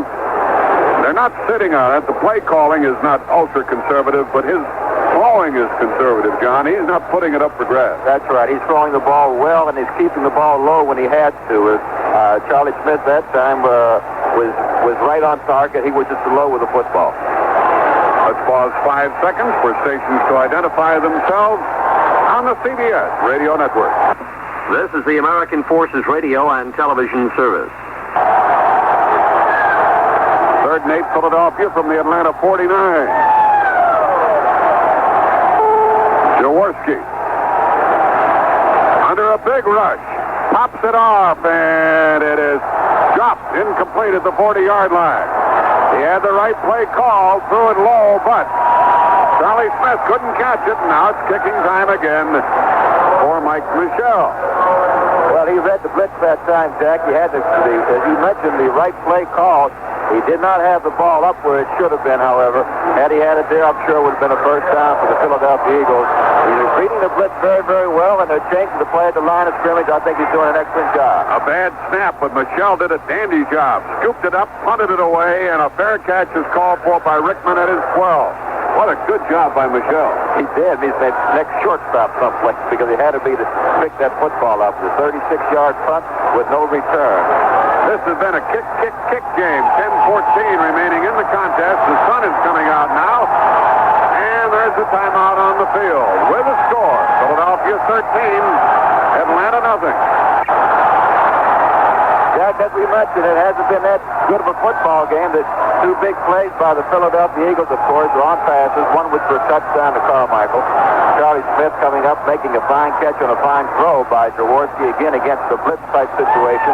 Montgomery on a 1-yard score after on about the 3rd down, and we thought maybe that the Atlanta Falcons were going to hold him, but there was no holding Montgomery as it was over to break the plane of the end zone for the touchdown. So far, the Atlanta Falcons have not shown much offense whatsoever. The defense has been good.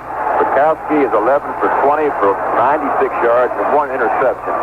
Not what you'd call a particularly good afternoon for a quarterback of his caliber. His offensive line has done the job fairly well. He's been pressured by Harrison most of the afternoon, and they have not been able to hold him out. He's doing a terrific. Hopefully they're going to do a better job as the game progresses. This Atlanta crowd is whooping it up now, and the Falcons, by the way, are 7-1 at home. The crowd hasn't helped them this afternoon. And they usually are a 4th-period football team, too, Jack. But so far, they haven't shown any kind of offense, generated any type of offense so far, which could be due to the excellent play of the Philadelphia Eagles defense. With 10-14 remaining, the Falcons are back to their 12-yard line. They have a first down. Bartkowski's back to throw. As time brings it to the sideline deep, and it is caught by Bubba Bean, and he dropped it. Bubba Bean had the ball all the way out to midfield, and I'll be darned if he didn't drop the ball. Well, you can't have those things happen, especially when you're behind 13-0. That's just poor concentration on Bubba Bean. I don't know whether the ball was wet or what, but the ball was perfectly thrown by Brokowski. You wouldn't want the ball thrown any better than that. The ball came down right in his arms and bounced right out. What do you say to the guy when he comes back, Lance? Get out of here. You know, we might be looking back at that play as the play of the game when he dropped it at midfield. That's certainly true. So it's 2nd and 10 back at the 12 with 10:07 remaining in the game. And the Eagles leading 13-0. Out they come. Francis and Rickman, the wide receivers. Bartkowski fakes short and throws it long, and it is intercepted. Taken away by Bobby Howard. The Eagles come back the other way to the 40, to the 35-yard line. Down to the 30 goes Bobby Howard. And the Eagles have the ball, and that's the second time today Bartkowski just threw it as far as he could and said, who wants it? That's a bad call, Jack. Bad throw, a bad decision on his part. If he was the one who called the play, it was his decision to throw the football. He should have gone elsewhere with the football. There was no way that anyone was going to get deep on Bobby Howard, who was 5 yards behind the receiver all the way. And, of course, when the ball was thrown up in the air, he played the football extremely well, coming up with the interception. Then no reaction by the Atlanta club to stop it. Was a 27-yard return by Howard. That's right. I don't know whether they just have lost all the enthusiasm or what, but they're still in a football game. You have 9 minutes, 52 seconds to go, and you're only down 13 points. You better get it up. Jaworski from the 29 to Montgomery to the 28, and that's all. Montgomery, who's been stopped almost all day long, gained only a yard. That was the 5th turnover. The 5th turnover for Atlanta. Philadelphia has 1 turnover. It's been Philadelphia's football game. They're playing well, both offensively, defensively, and of course the Falcons are only playing one half of the football game. The defense is playing extremely well. Offensively, they leave a lot to be desired. 9.5 left in the game. Palmoina made that last tackle. And it is 2nd down and 10 from the 29-yard line of Atlanta. Bartkowski is back to throw, and his quick shot is caught down to the 25-yard line by the tight end Osborne. A short gain on the play. He was immediately taken down. Stayed in bounds. Clock running. 8:55 remaining. And it was Tom Pridemore, the safety man, with the tight end. All the Eagles are in good shape now. They're extremely good shape. And Jaworski, watching it to see what they're doing, he's not thrown that many different variety of patterns. The diagonals, the quick outs, and the quick slants has been what he has been throwing in a few turn-ins. And that is it, but he's able to get the ball away very quickly before the rush is able to get to him. 3rd and 7 from the 25. The blitz is on. Jaworski drops it off quickly for a first down, and it is caught by the wide receiver, Ken Payne. Another first down for Philadelphia. Again, you see what I just mentioned and illustrated to you, that it's strictly quick out, quick turn in, quick slant, turn in by Charlie Smith, and that's been his whole offense, the quick stuff, and that's the thing that'll kill that blitz faster than anything, especially if you can pick it up and get the ball off, and the defenders are playing off of the offensive pieces. He's taking only a 2-step drop and letting it fly. That's all you need, pal. From the 15-yard line of Atlanta now, the Eagles have a first down. They lead 13-0. And the give is to the up-back Hogan. He drives to the 14. The ball came loose. The ball came loose. Who has it? A big pileup as they scramble for it. They dig down into the pile to see who has possession. Hogan ran with the ball. He was hit up the middle. Nobody wants